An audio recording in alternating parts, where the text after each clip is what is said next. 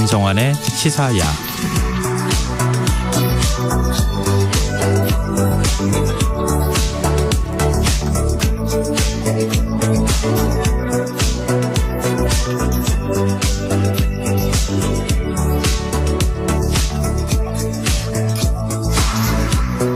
하루의 마무리, 오늘도 함께 하시죠. 시사평론가 김성환입니다. 오늘부터 실내 마스크 착용 의무가 해제됐는데요. 아직은 불안하다 이런 분들이 많고 장소마다 다른 마스크 지침에 혼란스럽다는 얘기도 나오는데요. 2년 3개월 만에 찾아온 노마스크 시대, 우리가 유의할 점은 무엇인지 더 깊이 있게 들여다보는 인터뷰 시간에 전문가와 얘기 나눠보겠습니다. 월요일은 책 읽는 시간, 실생활에 도움이 되는 주경야독 코너도 마련되어 있으니까요. 많은 관심 부탁드리겠습니다. 김성환의 시사에는 청취자 여러분들의 관심과 참여 기다립니다. 방송 내용과 관련해 의견 있으신 분들은 문자 보내주십시오. 당첨된 분들께는 모바일 쿠폰 보내드릴 텐데요. 참여하실 번호는 샵 9730이고요. 짧은 문자는 50원, 긴 문자는 100원의 이용료가 부과됩니다. 콩 어플리케이션과 KBS 라디오 유튜브 채널을 통해서도 저희 방송을 실시간으로 시청 또 참여하실 수 있습니다. KBS 라디오 김성환의 시사야. 그럼 지금 시작하겠습니다.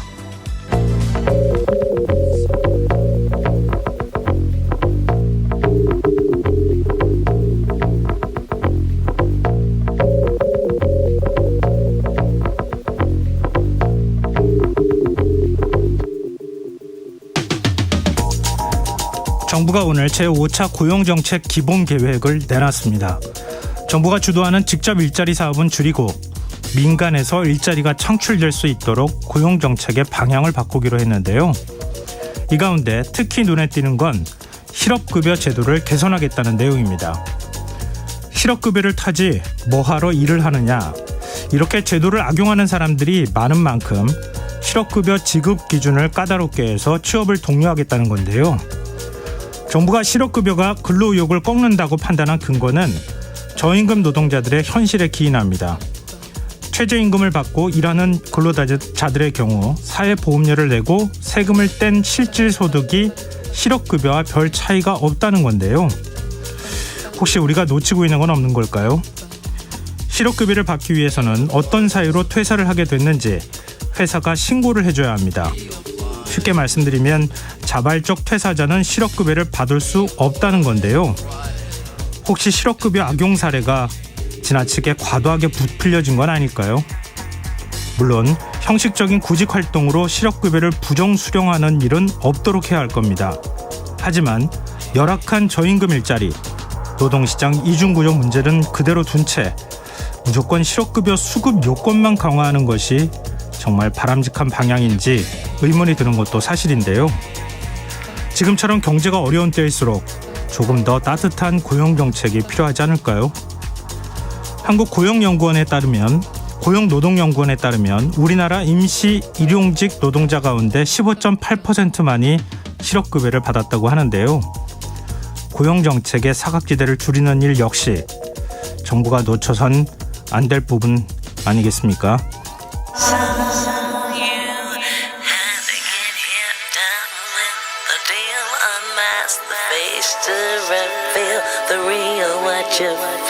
You and your everyday situations, all the unnecessary complications.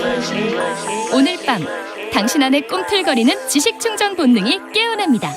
여러분의 자유탐구 영역 김성환의 시사야.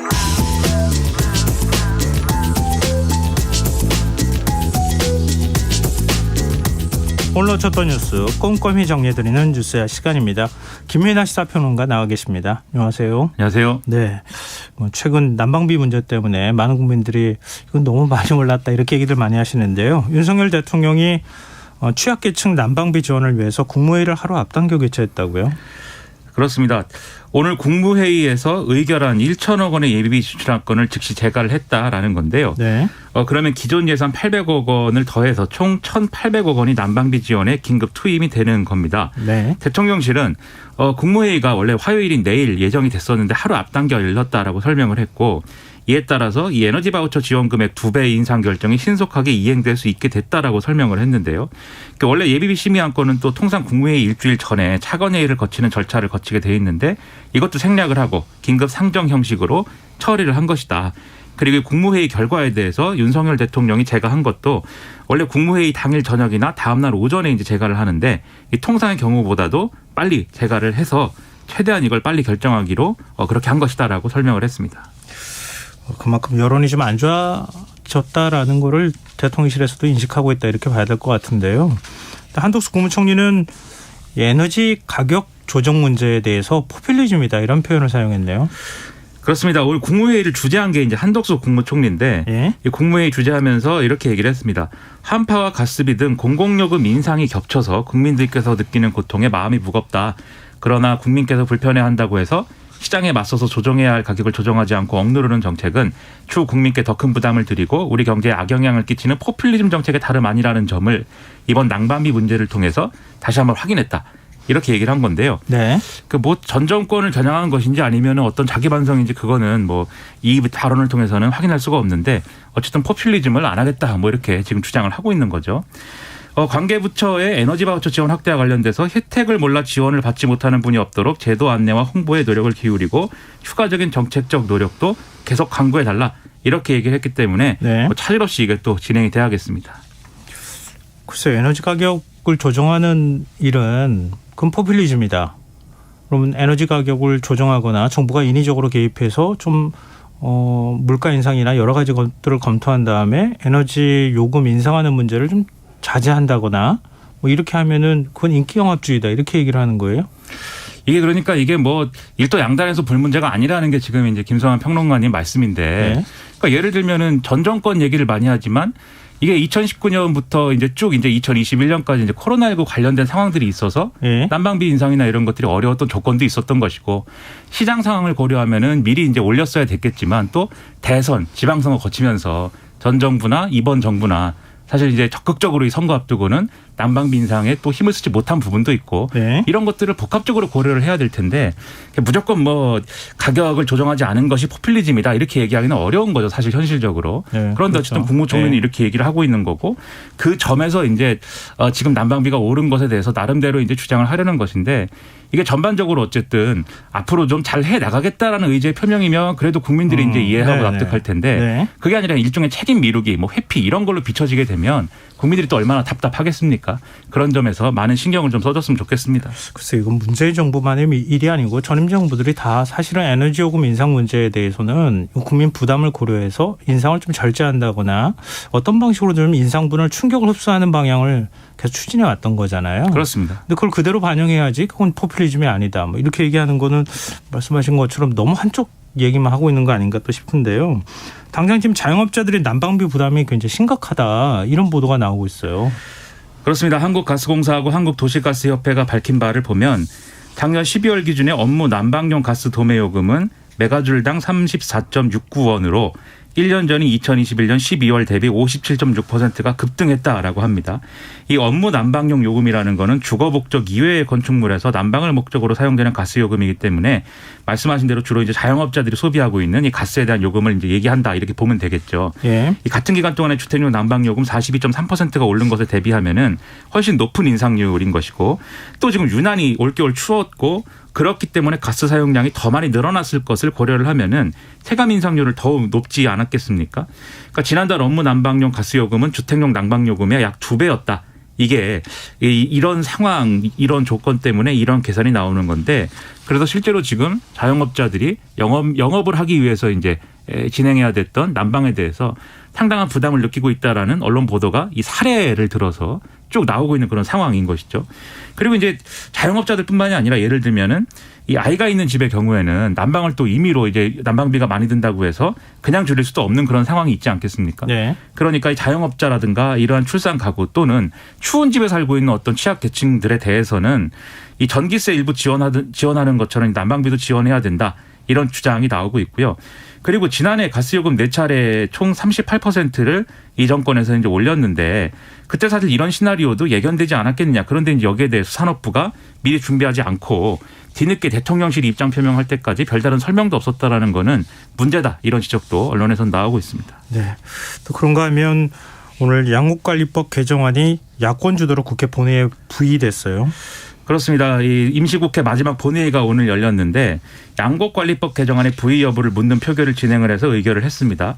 이 법안은 쌀 수요 대비 초과 생산량이 3% 이상이거나 수확기 쌀값이 전년 대비 5% 이상 하락했을 경우에 정부가 쌀 매입을 의무적으로 한다. 이 내용을 담고 있는 그런 법안인데요. 네. 이 앞서서 민주당은 지난달 28일에 이 상임위 국회 농림축산식품해양수산위에서 여당이 퇴장한 가운데 이 법안의 본회의 직회부 안건을 단독으로 이제 의결을 했고 이거에 대해서 국민의힘은 반발하는 그런 상황이었습니다. 오늘 본회의에서도 국민의힘은 반대 토론을 하고 본회의장에서 퇴장을 했기 때문에 표결에 불참한 그런 상황이 됐는데요. 이에 따라서 이 양곡관리법 개정안에 대한 본회의 부의 요구의 건은 총 165명이 투표에 참여를 했고 157명이 찬성을 했고 반대 6명, 무효 2명으로 가결이 됐습니다. 근데 이 부의라는 건 앞으로 본회의에서 이 안건을 이제 다루기 위한 논의를 하자 이거를 얘기하는 거 아니겠습니까? 네. 실제로 이 법안을 어떤 내용으로 처리할 것이냐, 언제 처리할 것이냐 등에 대해서는 여야가 또 협의를 해야 되는 상황이어서 이 협의가 어떻게 진행될지가 또 관건이다 이렇게 볼 수가 있겠습니다. 또 국민의힘 주호영 원내대표는 대통령 거부권 행사까지 언급했어요. 그렇습니다. 지금 국민의힘은 내용과 이 처리한 형식 둘 다 문제가 있다라고 지금 주장을 하고 있습니다.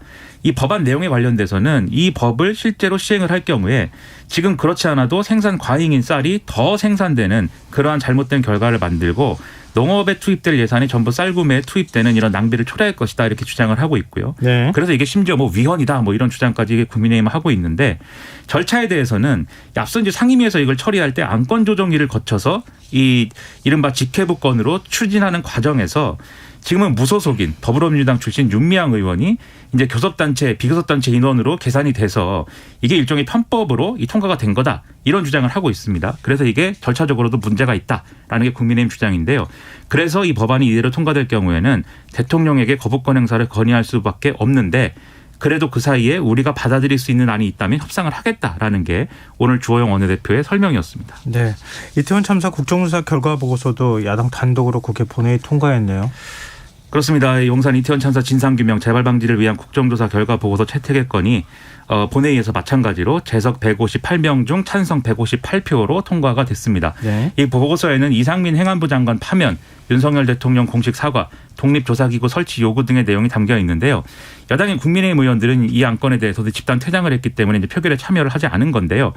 이 반대 토론을 통해서 애초에 국정조사를 통해서 진상규명을 하는 것 자체에 한계가 있었다라고 주장을 하면서 이 보고서에는 민주당의 일방적인 주장이 담겨 있기 때문에 인정할 수 없다 이런 주장을 하기도 했습니다. 이태원 참사 유가족들이 오늘 기자회견 열었습니까? 그렇습니다. 이태원 참사 유가족 협의회 그리고 시민대책회의가 기자회견을 열고 2월 4일로 예정된 시민 추모 대회에 많은 시민들의 참석을 요청을 했습니다. 그러면서 입장 표명을 쭉 했는데요. 유가족이 무릎 꿇고 눈물로 호소해서 얻어낸 국정조사 자리에서조차 정부 인사들이 책임을 회피하고 기초적인 자료도 내놓지 않았다.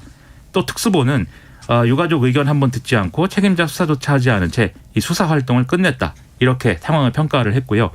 이상민 행안부 장관은 참사 책임을 지고 사퇴해야 되고 대통령도 진심 어린 사과를 해야 된다. 그리고 국정조사에서조차 밝혀지지 않은 진실을 알기 위해서 독립적 진상조사기구를 설치해야 한다라고 주장을 했습니다. 이 유가족 협의회와 시민대책회의는 이 기자회견을 시작으로 해서 진상규명을 촉구하는 1인 시위를 주말까지 이 정부청사 앞에서 하겠다 이렇게 밝혔고요. 네. 그리고 참사 100일 하루 전날이 되는 다음 달 4일 오전 11시에 이태원 시민분향소에서 서울역을 거쳐서 광화문까지 행진한 다음에 오후 2시에 시민 추모대회를 광화문에서 개최하겠다라는 계획을 또 밝혔습니다. 네, 알겠습니다. 지금 여러분께서는 KBS 라디오 김성환의 시사회와 함께하고 계십니다. 계속해서 뉴스야 이어가겠습니다. 윤석열 대통령이 나토 사무총장과 면담을 했네요. 그렇습니다. 오늘 오후에 용산 대통령실에서 옌스 스톨텐베르그 북대서양 조약기구 그러니까 나토 사무총장과 면담을 진행을 했는데요. 이 스톨텐베르그 총장은 이틀 일정으로 방한 중인 그런 상황입니다. 이 자리에서 윤석열 대통령은 한국과 이 나토 동맹국 간의 협력의 필요성 등을 여러 가지로 언급을 했고요. 특히 북한이 핵미사일 능력을 고도화하면서 도발 수위를 높이는 가운데 북한의 무모한 도발 의지를 꺾기 위해서 나토가 적극적인 역할을 지속해 줄 것을 요청한다 이렇게 얘기를 했습니다. 여기에 대해서 스톨텐베르그 사무총장은 한국의 인도태평양 전략의 입안에 대해서 이제 높이 평가를 했고요. 그리고 한국과 나토 동맹국 간의 방위산업 협력 확대에 대해서 굉장히 긍정적인 평가를 내놓기도 했는데요. 네. 그리고 우크라이나 전쟁 상황에 대한 설명 그리고 지속적 지원에 대한 감사 의사 이런 것들도 언급을 했습니다. 그리고 여기에 대해서 윤석열 대통령은 앞으로도 우크라이나 국민을 돕기 위해서 국제사회와 협력해서 가능한 역할을 다하겠다. 이렇게 얘기를 했는데 그럼 이 가능한 역할은 뭐냐 이게 좀 여러모로 관심사입니다. 왜냐하면 이 일정에 앞서서 스톨텐베르그 사무총장이 국내 강연에서 이 한국이 우크라이나 전쟁에 대한 군사적 지원을 해야 된다 이렇게 촉구를 했거든요. 그래서 이게 어떤 의미냐 여러 가지로 이제 해석이 엇갈렸는데 일단 대통령실 관계자는 나토 사무총장이 오늘 윤석열 대통령에게 무기 지원을 직접 요청하지는 않았다. 그리고 군사적 지원을 하지 않겠다라는 정부 입장은 지금도 유지 중이다. 그래서 비군사적 지원만 가능하다는 입장을 얘기를 하는 거다라고 설명을 하고 있습니다. 북한이 굉장히 예민한 반응 보였네요. 그렇습니다. 조선중앙통신에 이제 북한 국제정치연구학회 연구사로 이 직함이 표기가 돼 있는 김동명의 명의의 글이 이제 여기에 실렸는데 네. 제목이 나토 사무총장의 행각은 아시아판 나토 창설을 부추기자는 것이다 이런 내용입니다. 그래서 이 스톨텐베르그 사무총장 방안에 대해서 이 아시아 태평양 지역의 신냉전의 불구름을 몰아오는 대결 행각이자 전쟁의 전주곡이라면서 비난을 했는데요.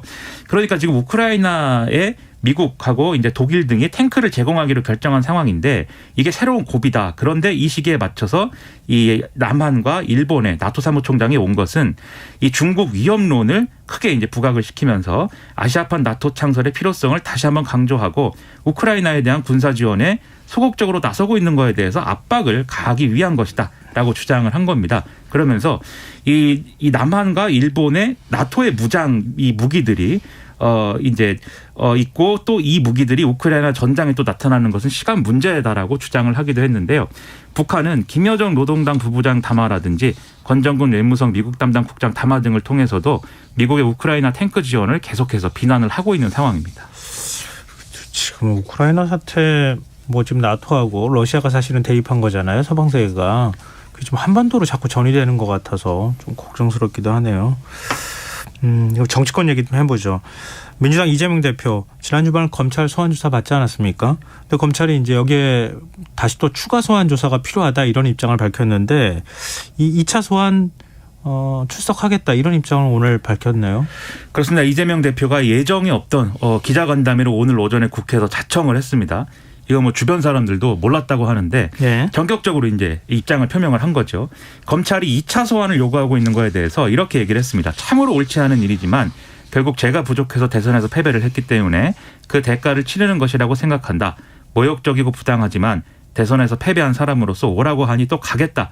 그러니까 출석을 하겠다. 이렇게 얘기를 한 겁니다. 그리고 그러면서도 이 추가 소환에는 응하겠지만 결국 이 소환 요구는 대선 패배에 따른 정치 보복의 성격이 강하다. 이런 주장을 강조한 것이어서 앞으로의 이제 여러 가지 이제 협의 내용들이 주목이 되는데요. 일단 그러면 언제 출석을 할 것이냐에 대해서는 이렇게 얘기를 했습니다. 수사라는 게 오늘 내일 안 하면 큰일 나는 것도 아니기 때문에 변호인하고 일정을 협의를 하겠다. 그런데 주중에는 일을 할 수 있게 주말을 활용하면 좋겠다. 이렇게 얘기를 했습니다. 그리고 당내 의원들과 지지자들을 향해서 역시 이제 변호사하고 둘이서 가겠다. 갈등과 분열의 소재가 될 수 있기 때문에 마음이 아프더라도 절대 오지 마시라 이렇게 당부를 했고요. 그리고 이제 첫 조사 상황과 관련돼서는 이 검찰이 이미 이제 한 거의 200쪽에 이르는 조서를 작성했음에도 했던 질문 또 하고 냈던 자료 다시 또 갖고 와서 물어보는 등 이 질문의 속도가 느려지는 현상이 있었는데 이게 일부러 시간을 끌어서 소환 명분을 만든 거 아닌 건지 의심된다. 이렇게 주장을 해서요. 네. 여전히 이제 어떤 이 정치적인 조사다. 이렇게 주장을 했습니다. 아울러서 이제 윤석열 대통령과의 회담 필요성 이런 것들도 또 언급을 해서 여러모로 좀 주목이 됐습니다. 네. 국민의힘은 비판적인 입장을 내놨어요. 그렇습니다. 박정아 국민의힘 수석대변인이 서면 논평을 냈는데요. 수사 협조가 아니라 수사 결과를 노골적으로 부정하겠다는 이재명식 정치투쟁 선언이다. 이렇게 규정을 했고요.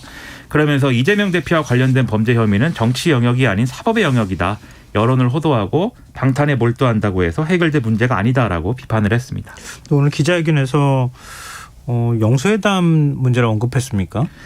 이재명 대표가 이렇게 얘기를 했습니다. 윤석열 대통령이 검찰청으로만 저를 자꾸 부르지 마시고 용산으로도 불러주시면 민생과 경제 문제 해결에 도움이 되지 않을까 생각한다. 이렇게 얘기를 했는데요. 그러니까 지금 뭐 난방비 문제도 있고 여러모로 민생이 어렵지 않습니까? 네네. 그러니까 뭐 검찰 조사는 조사대로 하되 그것과 별개로 이 대통령하고 야당 대표가 만날 필요가 있지 않겠느냐 이제 이 얘기를 다시 한번 한 거예요.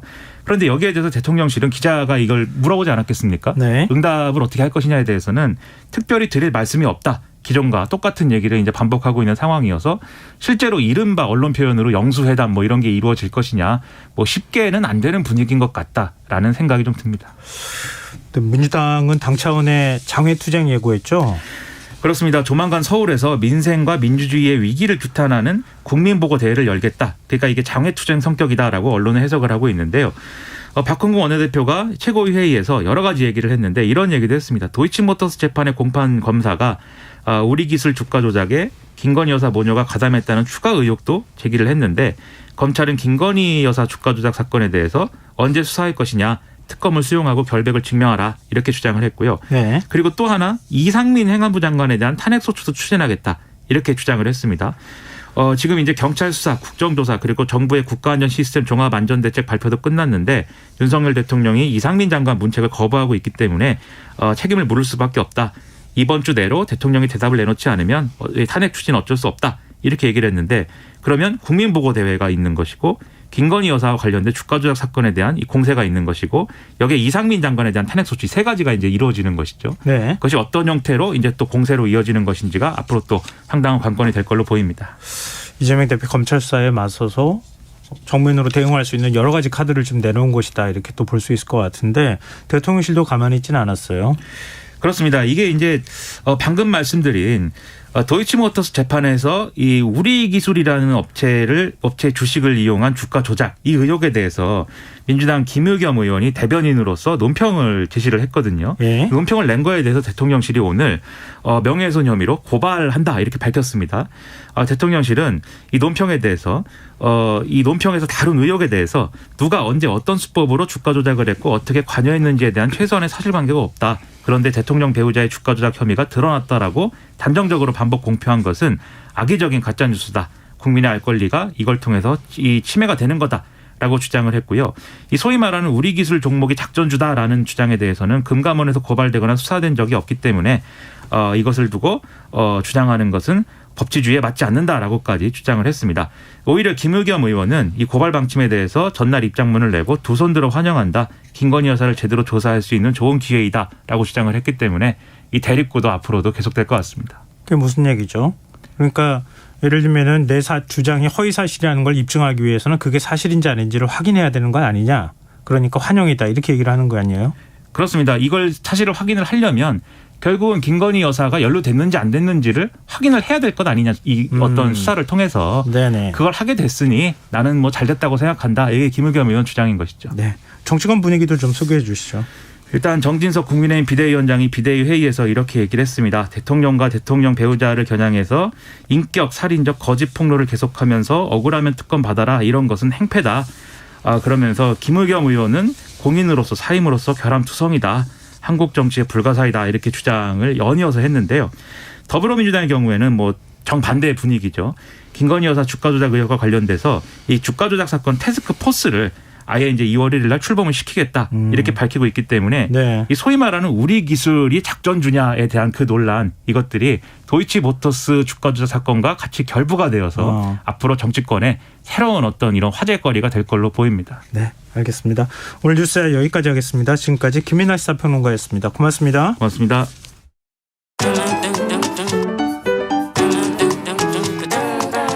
일일 시사권장량 채워가세요.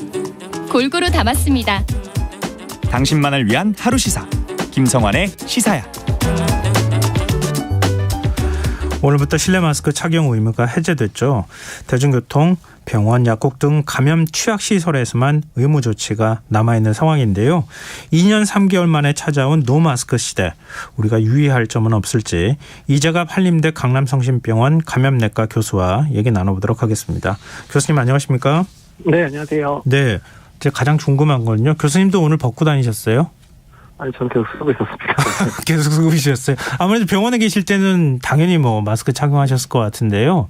어디 예. 바깥에 나가실 때도 마스크 착용하셨습니까? 오늘 이제 그 병원 일 끝나고 회의 있었는데요. 네. 회의장에 있었던 분들이 다 마스크 쓰고 회의 진행했었거든요. 그래가지고. 예. 교수님은 이렇게 전문가들은 어떻게 이번에 마스크 착용 의무 해제 문제를 받아들이고 계시나 궁금해서 제가 먼저 좀 여쭤본 거거든요. 어떻게 보십니까?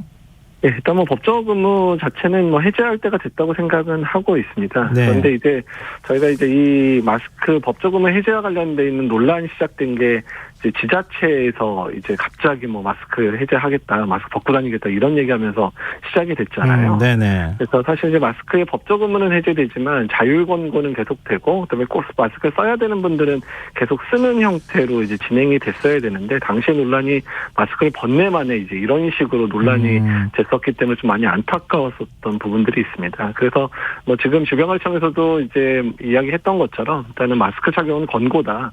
그리고 또 여러 가지 조건상에서는 마스크 착용을 꼭 해야 되는 경우는 강력하게 권고하는 이런 형태로 돼서 이런 부분을 그러니까 꼭 써야 되는 고위험군들이라든지 또 꼭 써야 되는 장소는 꼭 쓰고 나머지 장소에서는 이제 본인의 건강에 따라서 쓰게 하는 그런 형태로 진행이 돼야 될 것 같습니다. 네.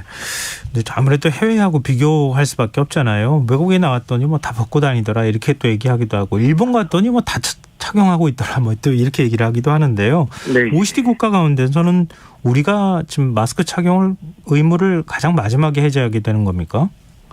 거의 뭐 그렇게 되긴 했습니다. 그러니까 법적 의무 해제라는 부분에 있어서는 이제 우리나라가 좀 매우 늦게 한 편이기는 하거든요. 근데 예. 이제 각국의 이제 문화의 차이가 좀 많이 있습니다. 그래서 유럽이나 미국은 워낙에 마스크 착용 자체를 좀 많이 꺼려했었잖아요. 예. 그렇기 때문에 이제 마스크를 좀 더 먼저 벗었고 하지만 이제 미국이나 유럽 같은 경우는 지하나 이런 데 시설들이 많지 않고 밀폐된 공간들이 많지도 않을 뿐더러 워낙에 식사하거나 이제 뭐 이런 경우는 대부분 노천 식당들을 활용을 하잖아요. 네. 그래서 실내 활동 자체가 우리나라 사람보다 훨씬 적거든요. 그래서 그런 문화적 차이가 좀 있기는 합니다. 네, 오늘부터 바뀐 방역 조치 가운데 조금 헷갈리는 부분들을 하나씩 짚어봤으면 좋겠는데요. 실내 마스크 착용 의무가 남아있는 곳들, 뭐 예를 들면 대중교통이나 병원, 약국, 감염 취약시설인데요. 지하철역이나 공항 이런 경우는 어떻게 되는 겁니까? 일단 기본적으로 역사 내부라든지 또는 이제 좀 넓고 오픈된 공간 같은 경우에는 일단은 마스크의 법적 의무는 이제 없어진 게 맞습니다. 네. 다만 거기에 있다가 이제 승하차를 내서 뭐 이제 지하철을 타거나 또 비행기를 타거나 뭐 이런 경우에는 또 마스크를 착용해야 됩니다. 근데 작년에 실외 마스크 해제 당시에요. 지하철역 구조에 따라서 이걸 실외로 인정하느냐 마느냐 논란이 있었잖아요. 네, 예. 이번에는 그냥 편하게 벗어도 되는 겁니까? 예, 일단은 뭐 이제 역사라든지 그런 데 또 승강장 같은 경우에서도 벗을 수는 있고요. 다만 승강장 내부에서 지하철 안으로 들어갈 때는 이제 마스크를 쓰도록 하는데 그냥 원칙적으로 어떻게 생각하면 되냐면 이제 사람이 너무 많이 모일 수 있는 공간에 밀폐된 공간 이런 경우에는 이제 특히 대중교통의 형태에서는 마스크를 써야 된다 이렇게 생각하시면 됩니다. 근데 대중교통의 경우에 아이들 학원 버스 그리고 택시도 포함이 되는 거죠? 예, 그렇습니다. 택시도 포함되고요. 이제 통학버스 다 이제 마스크 착용 대상으로 되어 있습니다. 근데 이런 얘기도 합니다. 아이들의 학원 버스에서는 마스크를 착용하고 학원에 가면 벗는다. 이것도 좀 뭔가 이상하다 이런 얘기가 있거든요. 예, 사실 그러기는 한데요. 근데 그럼에도 불구하고 이제 차량 내부 같은 경우에 불특정 다수들에 의해서 전파가 가능한 상황이기 때문에 이제 보통 이제 그 대중교통과 같은 방식으로 이제 하는 방법이고요. 이제 예. 수업 시간이나 이런 부분들은 학습적인 측면하고 정서적인 측면 때문에 아이들에게 있어서 마스크를 이제 좀 벗게 해주면 이제 언어 습득이라든지 또 선생님이 말하는 것들을 이해한다든지 또는 이제 그 사람들의 이제 표정을 통해서 감정을 이제 느낀다든지 이런 부분들이 중요할 수 있기 때문에 그런 면에서도 마스크 착용에 대해서 조금 빨리 학생들에 대해서는 좀 벗게 해주는 게 좋지 않겠냐 이런 논의가 있었습니다. 그래도 불가피하다. 좀 혼선이 좀 있을 수 있다는 거는 뭐 이번 조치를 취할 때, 그러니까 기준을 정할 때 알고는 있었던 거죠. 예, 그렇습니다. 이제 그런 부분들은 이제 논란이 될 수는 있긴 있지만 그래서 그 자율 광고라는 측면이라는 게 본인이 내가 이 공간에서 마스크를 쓰는 게 내 스스로 내 건강에 안전하겠다 그러면 쓰는 거고요. 그렇지만 이런 공간들은 이제 위험도가 낮으니까 그리고 이런 데서 마스크를 좀 벗을 수도 있겠네. 이제 이런 부분에 대해서 본인 스스로 판단하라는 부분이라고 생각하시면 됩니다. 알겠습니다. 근데 요양병원에서 마스크 착용 의무가 유지되지만 경로당과 어린이집은 제외가 됐거든요. 이게 감염 취약 정도에 따라서 분류를 한 겁니까? 네, 그러기는 한데요. 그러니까 이제 그 경로당에 이제 출입을 하시는 어르신들하고 요양병원에 계신 어르신들은 뭐 기저질환이라든지 여러 문제의 차이가 크거든요. 그래서 당연히 요양원이나 요양병원에 계신 분들 같은 경우 특히 거기는 거주가 되고 장기간 거주하는 시설 거의 집처럼 사용하는 부분이어서 거기서 유행하는 경우는 집단 대량의 발생의 가능성이 있으니까 네. 마스크를 이제 반드시 쓰게 하고 있는데 사실 경로당 같은 경우에도 고위험군들이신 어르신들이 모이는 공간이기 때문에요. 되도록이면 마스크를 쓰는 게 맞습니다. 경로당에 계시는 분들, 그러니까 자주 이용하시는 분들은 가급적 마스크를 착용하시는 게 좋겠다. 예, 그렇죠. 의무는 아니지만. 네, 알겠습니다. 지금 면역 취약층의 경우에는 마스크를 벗었을 때 재감염률이 올라가거나 이런 현상은 혹시 없을까요? 그러니까 이제 마스크를 벗게 되는 경우라면, 그러니까 사실 이제 마스크 법적 의무를 해제한 거지 권고는 계속 하고 있기 때문에 네. 취약계층, 특히 이제 고위험군은 마스크 계속 착용을 하시는 게 좋은 거거든요. 당연히 마스크를 벗게 되면 감염의 위험도 올라가고 또 감염되니까 중증으로 진행할 확률도 높아지는 건 당연히 많고 위험도는 올라갈 수밖에 없습니다. 그래서 이제 고위험군의 마스크 착용에 대해서 매번 강조하는 부분이고요. 그러니까 사실 이제 예전 같으면 고위험군이나 고위험군이 아닌 분들도 서로 마스크를 썼으니까 이제 위험도가 훨씬 낮은 건데 이제 고위험군은 마스크를 제대로 착용하지 않으시면 이제 비고위험군들 중에 감염된 사람들 통해서 전파 양상이 되기 때문에 고위험군은 오히려 이 마스크 법적으로 해제되면서 일반인들이 마스크를 벗었을 때 훨씬 더 위험한 상황에 더 노출이 될 수 있는 부분이거든요. 네. 그래서 오히려 마스크를 착용을 잘 하셔야 되고 사람이 많은 공간들은 사실 가는 거를 더 자제하셔야 되는 상황이 될 수밖에 없게 되는 겁니다. 또 고령층의 백신 접종률이 낮게 나오는 거, 이것도 좀 위험 요인 아닙니까? 네, 사실 그게 제일 걱정인데요. 그러니까 마스크의 법적으로 해제가 되는 것 기준 중에 하나가 예방접종을 올리는 것이 하나 들어갔었잖아요. 근데 예상보다 이제 시설이나 그런 취약시설에 계신 분들의 예방접종은 많이 올라갔는데 60대 이상의 이제 어르신들 전체 예방접종률은 많이 오르지 않았고 기준을 충족하지 못했거든요. 그러니까 오히려 이제 이런 부분들이 준비 안 된 부분들이 고위험군들에게 있어서는 오히려 감염의 위험도가 더 올라가는 측면이 되기 때문에 마스크의 법적음을 해제하고 예방접종 올리는 거를 일종의 트레이드오프로 작용을 해서 훨씬 더 예방접종을 권고하는 데 사용했어야 되는데 그런 부분이 제대로 작동 안 한 건 매우 안타깝습니다. 네. 학부모들의 경우에는 교육 현장에서 마스크 착용 문제 이거 어떻게 해야 되나 참 걱정이 많고 고민도 많을 것 같은데요. 일단 어떻게 달라집니까?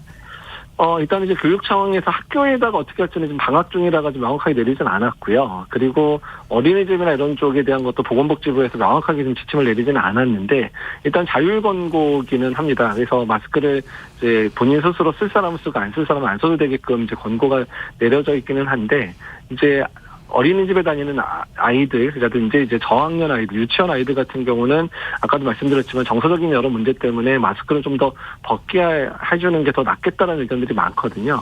다만 여기서 하나의 원칙은 뭐냐면 호흡기 감염병 증상이 있는 아이들이 집에서 쉴 수 있는 상황들이 돼야 됩니다. 그래서 그런 애들이 이제 유치원이나 이런 공간에 안 와야 마스크를 벗는 게 훨씬 더 정착이 될 수 있거든요. 그래서 이런 아이들을 돌볼 수 있는 또 구조들이 나와야 되잖아요. 맞벌이 부부나 이런 경우는 또 조금 아프더라도 보낼 수밖에 없는 상황이 되니까 이런 경우를 어떻게 해결해 줄 건가에 대한 정부 차원의 노력들도 당연히 필요하다는 거죠. 근데 오늘 학교 보낸 학부모들의 경우에도 마찬가지인데요. 예를 들면 학교 아이들이 갈 때 걱정이 먼저 되니까 마스크 착용을 하도록 얘기를 하지 않겠습니까? 그런데 학교에서는 자율적으로 마스크를 착용하도록 뭐 결정을 해라 이렇게 얘기를 해버리면 아무도 결정을 사실 하는 사람이 없는 거잖아요. 그러니까 그렇죠. 근데 걱정되면 다 마스크 착용해야 되는 이런 상황이 되는 거 아닙니까? 네, 맞습니다. 이제 근데 어쨌든 이제 마스크 착용을 꼭 해야 되는 사람들에게는 쓰여야 된다는 얘기죠. 그래서 아이들 중에서도 고위험군들은 학교 당연히 마스크 계속 써야 되는 상황이 되는 거고요. 또한 그런 친구들을 보호해주게 내가 마스크를 쓰겠다라고 생각하면 마스크를 쓸 수 있는 거고요. 근데 뭐 나는 괜찮으니까 나 마스크 쓰지 않겠다 하면 마스크 안 써도 되는 그런 상황이에요. 근데 아이들이 서로 눈치를 보거든요. 네네. 그래서 이제 그런 부분 때문에 이제 학교장이든 어떤 학급에서 어느 정도 마스크에 대한 기본 원칙들은 정해주는 게 아이들의 혼란을 줄일 수 있을 거라 보기는 합니다.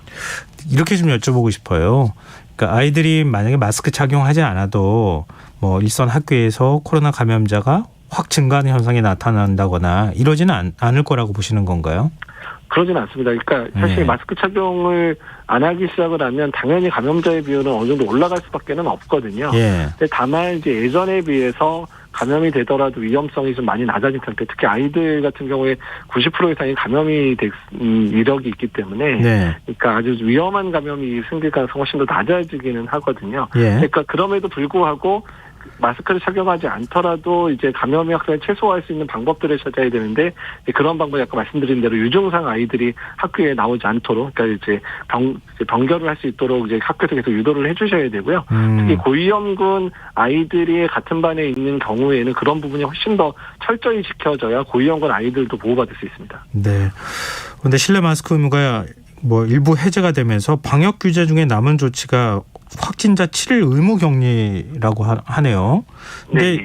이건 어떻게 해야 되는 겁니까? 그러니까 사실 이제 그 마스크의 착용 법조금을 해제할 때도 말씀드린 대로 예방접종이라든지 이런 것들이 강조되면서 해야지 이제 더 나은 상황이 만들 수 있었던 것처럼. 네. 그러니까 지금같이 법적 격리의 의무를 해제하는 부분에 있어서도 아프면 쉴 수 있다는 그런 노동 분위기가 조성이 되지 않은 상황에서 불게 되면 취약한 노동계층들이 더 피해를 볼 수밖에 없는 상황이 될 수밖에 없거든요. 네. 그러니까 일용직 노동자나 뭐 플랫폼 노동자처럼 하루 쉬면은 아예 월급도 안 나오고 이제 이렇게 되는 분들이 쉴 수 없는 상황이 만들어질 수 있기 때문에 이런 뭐 상병수당을 더 확대한다든지 여러 가지 제도적인 지원들을 통해서 아프면 쉴 수 있게끔, 또한 아프면 병가를 쓸 수 있게끔, 그러니까 자기 이제 휴가를 쓰지 않고 병가를 쓸 수 있게끔 하는 이런 노동 문화들을 개선하는 쪽에 정부에서 집중적으로 지원해 주셔야 되거든요. 네, 이것도 좀 봐야 될 것 같네요. 보니까 정기석 코로나19 특별 대응단장이 오늘 브리핑하면서 마스크 의무 완전 해제 시점을 5월로 예상한다고 밝혔습니다. 네, 예. 5월쯤이면은 마스크 완전 해제된다. 이건 그러니까 더 이상 착용하지 않아도 됩니다. 이렇게 정부가 얘기한다는 건가요? 근데 이제 사실 5월이라고 날짜를 못 박는 것도 사실 어불성설이고요. 예. 뭐 코로나가 언제 우리 예상대로 갔던 적이 한 번도 없었기 때문에, 게다가 마스크 법적 의무 중에서 의료기관하고 치약시설 같은 경우는 코로나19의 전파력이 매우 강하기 때문에 한두 명이라도 그런 시설에 발생하면 집단 발병이 계속 발생을 하거든요. 예. 그러니까 당연히 이런 치약시설에 대해서는 뭐 법적 의무가 없어진다고 하더라도 당연히 마스크 계속 착용할 수밖에 없는 상황이 됩니다. 그러니까 코로나19가 어느 호흡기 바이러스로 전파력이 훨씬 더 강하기 때문에 예. 당연히 이런 시설은 마스크를 쓸 수밖에 없기 때문에 마스크를 그냥 무조건 다 벗게 한다, 이런 식의 상황은 절대로 올 수 없습니다. 몇 년 사이에는요. 아, 그래요? 그럼 너무 많이 과도하게 앞서서 지금 얘기를 하고 있었던 거 아닌가 이런 생각도 좀 드네요. 네. 실내 마스크 의무가 해제가 돼서 엔데믹으로 전환이 시작됐다. 뭐 코로나도 계절성 독감처럼 관리해야 한다. 이런 의견이 나오고 있는데요. 여기에 대해서 마지막으로 좀 의견 여쭙고 싶습니다. 예, 이제 계절성 독감처럼 되려면 전파력이 계절성 독감만큼 되고 환자 수의 발생도 비슷해야 되는데, 전파력이 독감의 거의 5배에서 10배 정도거든요. 네. 또 환자 발생도 5배, 10배 발생하면 이거는 독감처럼 전혀 다룰 수가 없고, 특히 치약시설에서는 독감처럼 다룰 수가 전혀 없는 바이러스입니다. 그렇기 때문에 우리가 엔데믹화 될 때는 이제 상존하는 그런 피해랑 이런 부분들을 최소화시킬 수 있는 여러 가지 제도적인 문제들, 또 치약시설을 어떻게 돌볼 건가에 대한 준비를 하면서 저희가 가야 되는데, 그런 준비가 너무 부족한 게 다 매우 안타까운 상황입니다. 네, 아직까지는 우리가 긴장을 너무 확 이렇게 놓아서는 안 되겠다 이런 생각이 드네요. 교수님 말씀 듣다 보니까. 네, 오늘 말씀 고맙습니다. 예, 감사합니다. 네, 지금까지 이재갑 한림대 강남성심병원 감염내과 교수였습니다.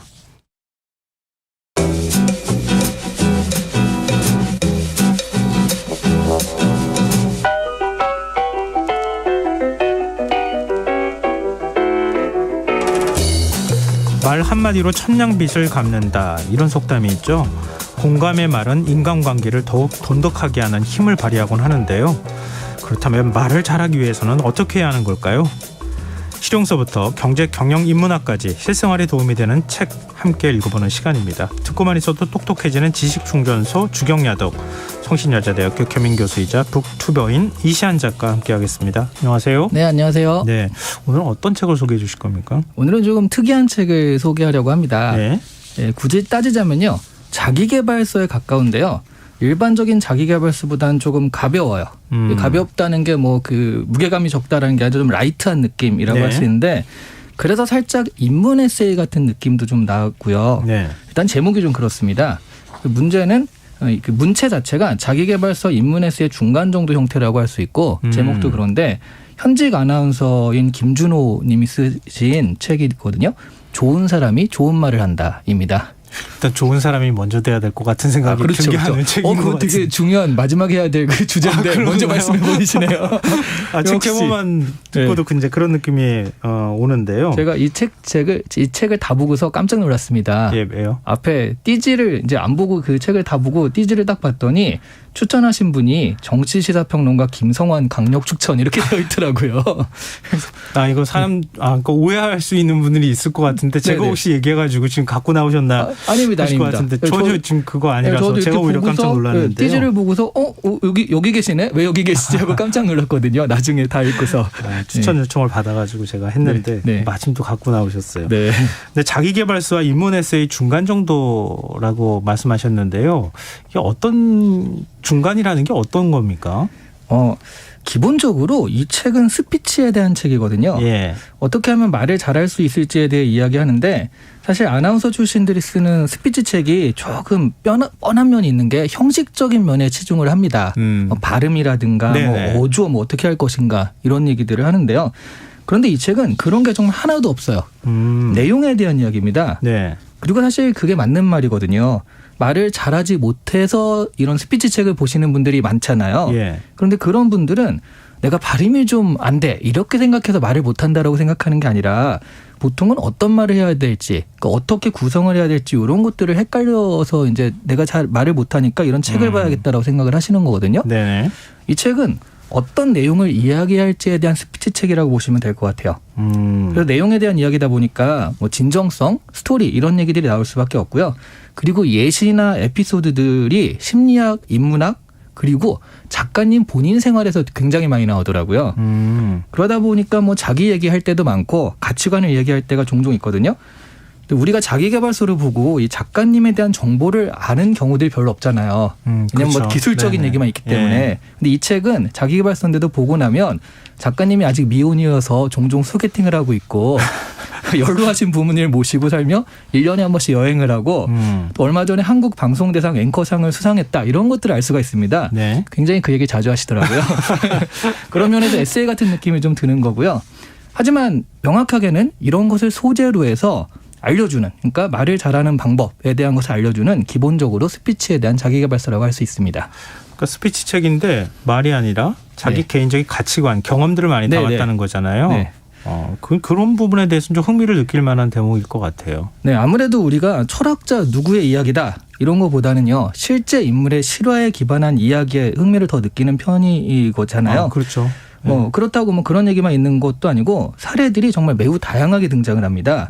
사례 자체도 흥미로운 게 되게 많거든요. 그래서 저도 책을 보다가 이거 재밌는데 해가지고 인터넷에 따로 뒤져가면서 사례를 또 메모한 것도 있고요. 하여튼 되게 흥미로운 사례들이 많아서 눈이 많이 가는 책이었습니다. 뭐 사람은 스토리에 매료된다 뭐 이런 얘기도 맞습니다. 하잖아요. 네네. 자, 그러면 어떤 스토리를 담고 있습니까? 네, 여기서 이제 어떤 그 사례들을 가지고서 그러니까 예. 스토리를 가지고서 얘기들을 할 때 제가 두 가지 사례가 기억에 남더라고요. 예. 하나가 뭐냐면 일단 상대와 원하는 바를 이루기 위해서 능동적이고 적극적으로 대화하는 이상적 정보 추구자의 모습을 가져야 된다. 이런 얘기를 하면서 네. 예를 든 게 올리비아 하스예요. 예.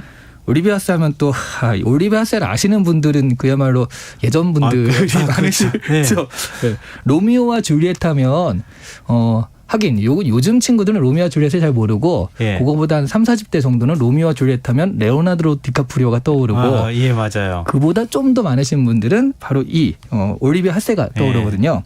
그 예전에 한가인 씨 배우 한가인 씨가 처음 나왔을 때도 한국의 올리비아 하스다 뭐 이렇게 불리기도 했는데요. 사실 올리비아 하스는 뭐 로미오와 줄리엣도 유명하지만 그 이른바 그 은어 중에 뭐 베이비 페이스와 글래머러스한 몸매 이런 네. 걸 그 합쳐가지고 뭐 베이글이다 뭐 이런 얘기들이 있잖아요. 요즘에 그런 표현들 쓰더라고요. 네네. 네. 올리비아 세가 바로 베이글녀로 굉장히 유명한 사람이었습니다. 근데 올리비아 세가 TV 토크쇼에 나갔는데요. 사회자가 그때 이제 한참 잘 나갈 때요. 예. 그때 사회자가 어떤 계기로 지금의 남편이랑 결혼을 하셨나요?라고 물었답니다. 예. 그랬더니 올리비아 세가 사회자의 눈을 딱 가린 다음에 예. 제 눈동자 색이 뭔가요? 하고 물었대요. 그랬더니 네. 사회자가 이제 대답을 못한 거죠. 예. 그랬더니 올리비아 세가 뭐라고 얘기했냐면 초록색이에요. 남편이 이 질문에 답한 유일한 사람입니다. 하고 대답을 했다는 거예요. 굉장히 이거 멋있는 말이라고 해야 되나요? 어떻게 얘기해야 되나요? 그렇죠. 사실 올리비아 세의 그 뭐 몸매라든가 이런 것에 좀 정신이 팔려서 그냥 그 눈을 본다라는 생각은 못 하잖아요. 예. 근데 남편은 자기 눈을 본 사람이다. 뭐 이런 얘기들을 하면서 이제 원하는 정보, 상대가 원하는 정보 그런 것들을 그 예를 들어서 이렇게 설명을 해주거든요. 그렇게 얘기하는 사람이 있으면 저도 굉장히 매력적으로 느껴질 것 같아요. 그렇죠. 네네. 그렇죠. 그렇게 얘기해라 이렇게 지금 얘기하고 있다는 거잖아요. 네, 그렇죠. 네. 또 다른 사례가 있습니까? 또 다른 사례는 한 사람의 인상과 이미지가 언어, 단어 하나 때문에 얼마나 하루아침에 극명하게 바뀔 수 있는지 보여주는 사례가 있더라고요. 예. 배쯔니 사건이라고 하거든요. 예. 그것도 제가 따로 찾아봤는데요. 배쯔니 사건은 사와지리 에리카라는 일본 배우와 연관된 이야기입니다. 비교적 어린 나이에 1리터의 눈물이라는 드라마가 히트하면서 일본 내에서 엄청난 인기를 얻게 된 배우래요. 네. 근데 좀 어려서 그렇게 해서 그런지 좀 그 피곤하잖아요. 그래서 그런지 2007년에 주연한 영화 클로즈드 노트라는 영화가 그 개봉이 돼서 시사회에 참여를 했는데요. 네. 그때 그러면 배우들이 와가지고 토크를 하잖아요. 예. 사회자가 기억에 남는 장면은 뭡니까 하고 물었더니요. 딱히 없어요 하고 퉁명스럽게 말을 했대요. 이 사회자가 그래도 약간 순발력 있는 사람이라 네. 달리 말하면 모든 장면이 기억에 남았다는 뜻이군요. 이러면서 예. 잘 포장해서 넘어갔대요. 예. 근데 거기서 끝내야 되는데 사회자가 또 좀 이렇게 분위기 싸하니까 네. 이거를 좀 무마하기 위해서 또 다른 질문을 던졌는데 촬영 당시 쿠키를 구워 출연진들에게 나누어 주셨다고 했는데 어떤 마음으로 만들어 주셨나요? 라고 물었습니다. 네, 좋은 말 나오길 기대하면서 물은 거 그렇죠, 아니에요? 그렇죠. 예. 어쨌든 미담인 거잖아요. 예. 근데 이 여배우가 배쯔니라고 대답을 했다는 거예요. 예. 그 배쯔니가 별로란 뜻이거든요. 예. 별로? 기분 나쁜 표정을 지으면서 그렇게 해버리니까 네. 이 사건 하나 때문에 이 말 한마디 때문에 사와지리 에리카는 영화에서 보여주던 그 좋은 이미지가 완전 하루아침에 박살이 나버렸어요. 예. 다음 날부터 바로 대중들의 신뢰를 잃게 되고요.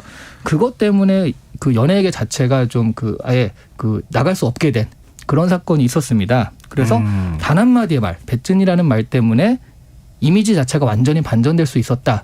그런 일도 있었다라는 것을 보여주는 사례였죠. 말씀 듣다 보니까 저도 말 조심해야 되겠다는 생각이 그렇죠. 갑자기 드는데요.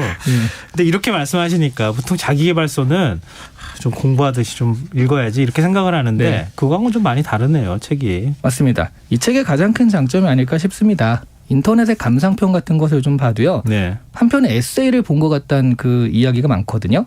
그렇다는 얘기는 비교적 술술 읽힌다는 이야기입니다. 그러면서도 자기계발서가 가진 어떤 기술적인 면이라든가 학습적인 면을 잃지는 않아요. 예를 들어서 전하고 싶은 내용이 있다. 그러면 그것을 25개의 단어로 요약할 수 있어야 한다고 합니다. 네. 하나의 문장으로 명확하게 표현되지 않으면 말하면서 또 장황해지기 쉽잖아요. 그러면서 또 제안하는 게 영화나 책 같은 걸 본 다음에 그것을 25단어 안쪽으로 축약해서 표현하는 연습을 해보자라고 예까지 보여줍니다. 예를 들어서 재벌가의 정략 결혼을 하게 된 여자가 초호화 유람선에서 우연히 만난 로맨틱한 일반인 남성과 죽음을 초월한 사랑을 완성해간다. 타이타닉 네. 영화죠. 예. 네. 아니면 형편없는 실적으로 해체 위기에 놓인 마약반이 국제 범죄 조직을 소탕하기 위해 위장 창업한 치킨집이 대박이 나서 수사와 장사가 주객이 전도된 상황을 만든다. 요거는 또 극한 직업이란 영화였죠. 예. 이런 식으로 자기가 이것이 갈비인가 그렇죠. 수원 네. 왕갈비인가 그거였죠. 그래서 자기가 본 그 영화나 이런 것들을 책이나 이런 것들을 그냥 날려버리지 말고 이렇게 25자로 요약하는 연습을 해봐라. 이런 식으로 자기계발적인 부분도 분명히 짚어주고 있습니다. 전 며칠 전에 지인들하고 만났는데요. 저보고 이렇게 옆에 아내가 쿡쿡 찌르면서 말이 너무 길어 이렇게 얘기하더라고요. 말을 간명하게 하는 거 굉장히 중요한 문제인 것 같아요. 저도 좀 정신 차리면서 조심해야 되겠다는 생각이 드네요. 자, 이 책의 전체적인 메시지를 좀 정리해 본다면요.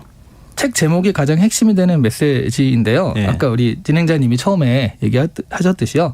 좋은 사람이 좋은 말을 한다라는 겁니다. 이때 좋은 사람이 어떤 사람인가 하는 것이 문제인데요. 예. 우선 진정성이 있어야겠고요. 다른 사람을 배려하는 마음. 그래서 다른 사람에 공감하는 마음이 있는 사람이 좋은 사람이다라는 거죠. 네. 이런 사람은 일단 매너와 예의가 있거든요.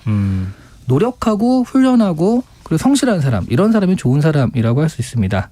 그러니까 이제 스피치라는 게 마음에 없는 말을 잘하기 위해 기술을 배워서는 절대 늘지 않는다라는 얘기거든요. 네. 진정성 있고 좋은 사람이고자 노력하면 어떤 말을 해야 할지 알게 되는 거죠. 반대로 보면요. 그런 말을 하려고 의식적으로 노력하다 보면 우리는 좋은 사람이 될 수도 있다. 이렇게도 읽힐 수 있을 것 같아요. 예, 그렇게 뒤집을 수도 있겠네요. 네. 여기가. 근데 이 책의 부제가 진심을 전하고 공감을 만드는 40가지 말의 철학 이거던데요. 네. 기술이 아닌 철학이란 표현을 사용한 이유가 뭐 방금 전에 말씀하신 거하고 일맥상통하네요. 맞습니다. 요즘에 너무 기술적으로 말만 잘하는 것을 오히려 좋아하지 않는 것 같아요. 예. 최근 예능에서 인기를 끌고 있는 뭐 기안84라는 친구도 있고요. 네네. 너튜브를 하는 곽튜브 같은 사람들은 보면 절대 말을 잘한다라는 인상을 주는 사람들은 아니거든요. 네. 다만 자신만의 철학, 뭐 가치관, 생각 이런 것이 확고하니까 그런 진정성이 있고요. 그런 진정성 있는 말하기를 한 사람입니다. 그 인생의 가치관, 행동의 철학 이런 그릇들을 확실하게 갖추면요. 말은 저는 물과 같다라고 생각을 해요. 예. 그 그릇에 맞는 모양으로 담기거든요. 그래서 우리는 말을 잘하려고 할 때 청산유수로 기술적으로 잘하려고 하기보다는 자신의 진정성을 전할 수 있는 말하기를 추구해야 한다라고 생각을 합니다. 네. 자, 그럼 끝으로 이 책을 읽어야 하는 이유 이것도 정리해 주시죠. 네. 스피치 책들이 좀 많잖아요. 예. 근데 외형적 기술로만 접근하는 스피치 책들이 좀 많습니다. 하지만 이 책에는 제가 보기에는 되게 장점인데 숫자 넘버링이 없어요. 아, 그래요? 1, 1-2, 1-3, 1-4는 식으로 여기에 기술 1번, 2번, 3번, 4번에서 넘버링하는 경우들이 있잖아요. 여기는 뭐 네네. 첫째, 둘째 네. 이렇게 말로 하는 경우는 있어도 네. 이렇게 기술적으로 그렇게 하는 부분은 없거든요. 그런 것들이 사실 기교적으로 접근하지 않는다는 뜻이거든요. 네. 그러면서도 진짜 좋은 스피치를 어떻게 할 것인지에 대한 본질적인 이야기를 또 하고 있습니다. 그 기술적인 부분도 뭐 아주 없는 건 아니지만 네. 중요한 건 그런 진정성 있는 내용을 효과적으로 전하는 방법에 대한 이야기를 하고 있는 거거든요. 예. 그래서 좋은 인문 에세이이자 효과적인 스피치 책이다라고 볼 수 있을 것 같아요. 그래서 이런 분들 있죠. 자기계발서 읽기에는 좀 힘드신 분들. 예. 이런 분들은 좀 재미있게 읽으면서도 학습 효과도 어느 정도 거둘 수 있는 그런 책이 될 것 같습니다. 말씀 듣다가 저도 매일 말하는 사람이잖아요. 네. 말을 공감 있게 할 수 있는 방법 저도 좀 고민해야 되겠다. 네. 그런 걸 다시 한번 깨닫는 시간이었던 것 같습니다. 그 고민을 하신 다음에 책으로 내시면 대박이 나실 수 있습니다. 네. 오늘 주경야도 지금까지 북튜버 이시안 작가와 함께했습니다. 고맙습니다. 네, 감사합니다. KBS 라디오 김성환의 시사야 1부 순서는 여기서 마무리하겠습니다. 전 11시 정각 2부에 다시 오겠습니다.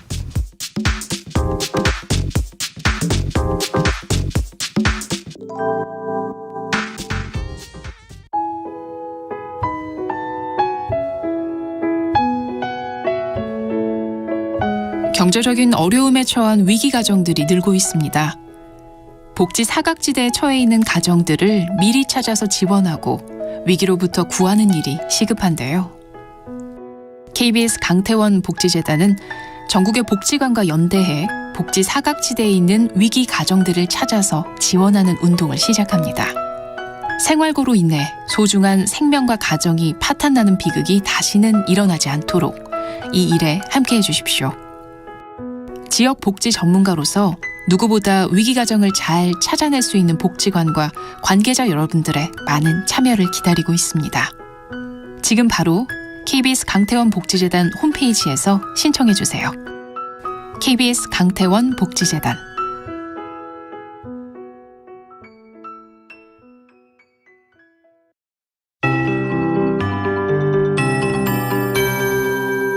KBS 58분 날씨. 내일은 전국이 대체로 맑다가 구름 많아지겠습니다. 강원 동해안과 강원 남부산지, 전남 동부 남해안과 대부분 경상권에 건조특보 내려져 있습니다. 불씨관리 잘해주시기 바랍니다. 서울과 경기 남부 내륙, 강원 동해안은 늦은 오후부터 밤사이 빗방울 떨어지는 곳 있겠고 경기 북부와 강원 내륙 산지는 오후부터 모레 새벽까지 5mm 미만의 비 또는 1에서 3cm의 눈이 오겠습니다. 내일 아침 최저기온 서울 영하 3도, 광주 영하 4도 등 전국이 영하 11에서 0도로 한파주의보가 발효 중인 강원 내륙 산지와 경북 북동 산지는 영하 10도 이하로 춥겠습니다. 낮 최고 기온은 서울 7도, 대구 9도 등 전국이 4에서 12도로 모레까지 평년과 비슷하거나 조금 높겠습니다. 내일 전국의 미세먼지 농도 전 권역이 좋음에서 보통으로 예상되고 수도권과 충남은 밤에 일시적으로 나쁨 수준 보이겠습니다. 당분간 큰 추위 없이 구름만 지나겠습니다. 동해안은 내일 오후까지 너울성 파도가 밀려오겠고 밤에는 동해 중부 바깥 먼바다부터 바람과 물결이 거세져 이후 먼바다를 중심으로 확대되겠습니다. 서울의 현재 기온 영하 1.4도, 습도 64%, KBS 58분 날씨 박성준입니다.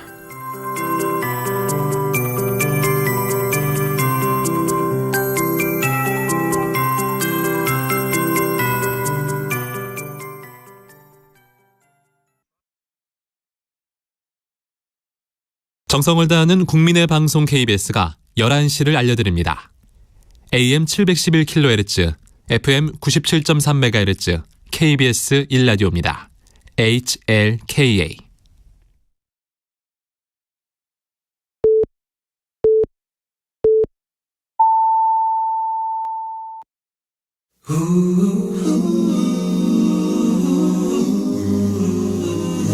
이 밤 그냥 보내긴 아쉬우니까요.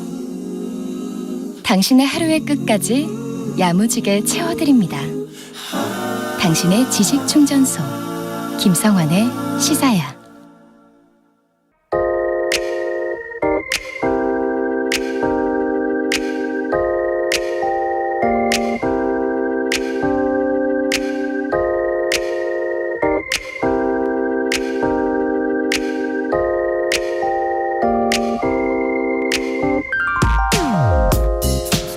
가까이 봐야 예쁘다는 나태주 시인의 풀꽃이란 작품을 떠올린 건 그저 우연만은 아니었습니다.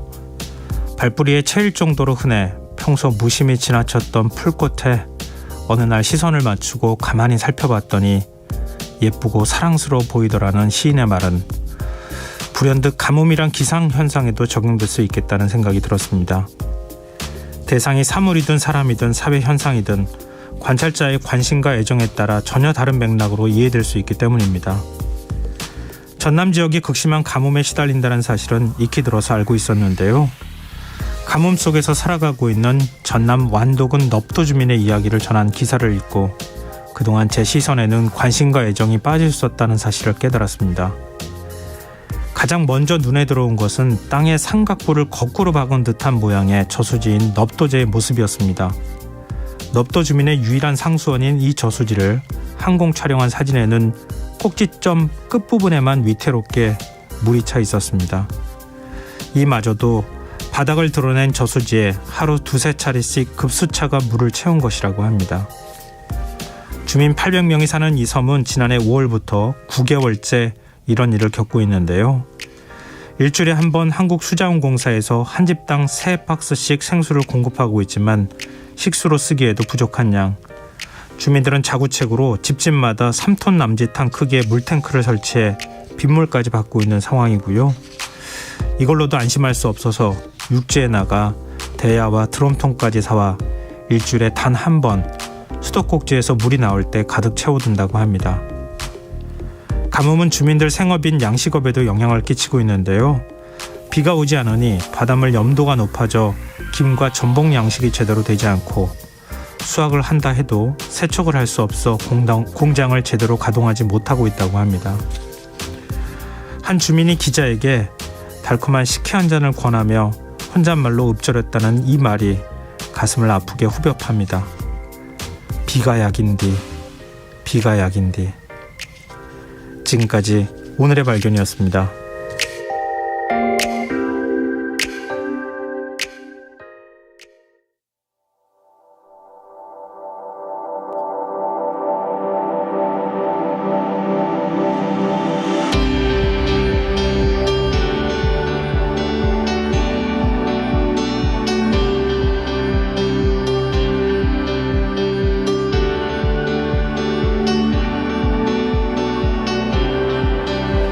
Stars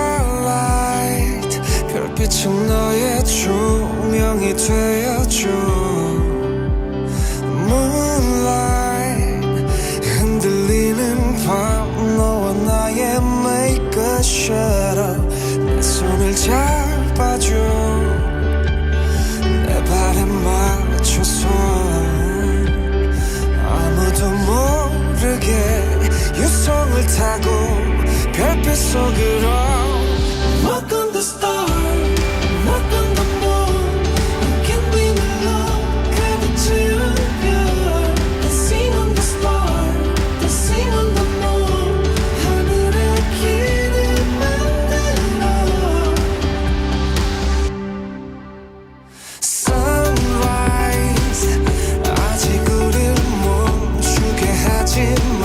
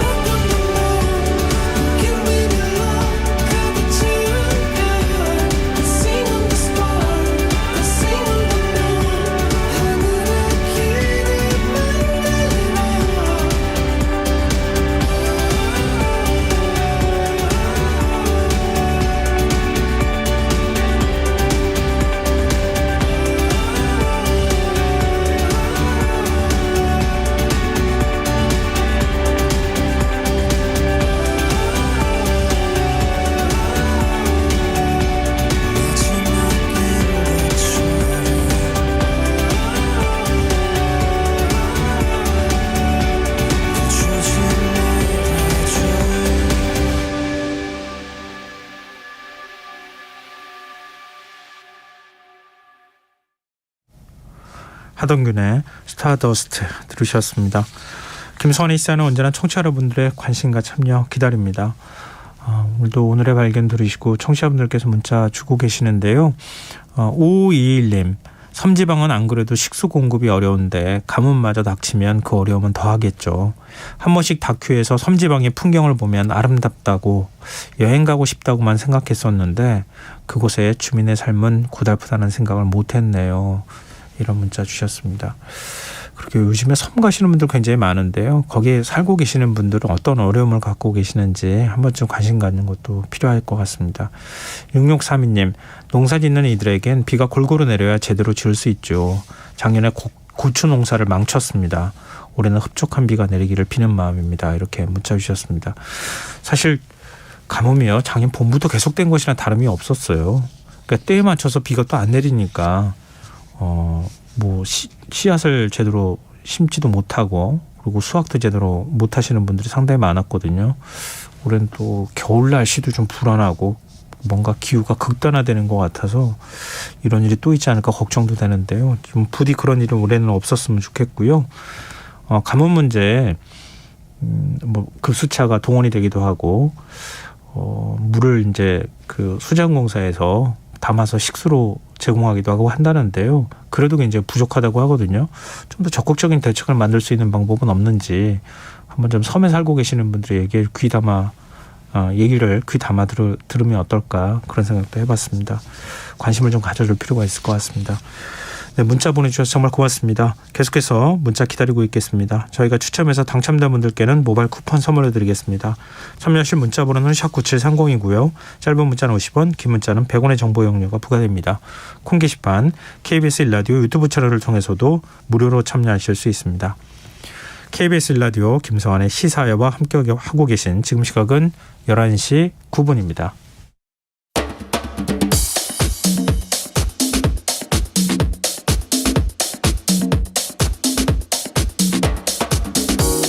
오늘 일어난 세상 곳곳의 소식들 당일 배송으로 전해드립니다. 밤참 뉴스 이영경 뉴스캐스터 나와 계십니다. 안녕하세요. 네, 안녕하세요. 네, 실내 마스크 착용 의무가 해제된 첫날 드디어 나의 얼굴을 찾게 됐다 이렇게 많은 분들이 반가워하시던데요. 네. 그럼에도 불구하고 많은 분들은 아직까지 좀 걱정을 떨치긴 좀 어려웠던 것 같아요. 네. 네. 그러니까 저도 사실은 그냥 당분간 써야겠는데? 라고 생각했는데. 다른 분들 뭐 착용하는 거 보니까요? 네.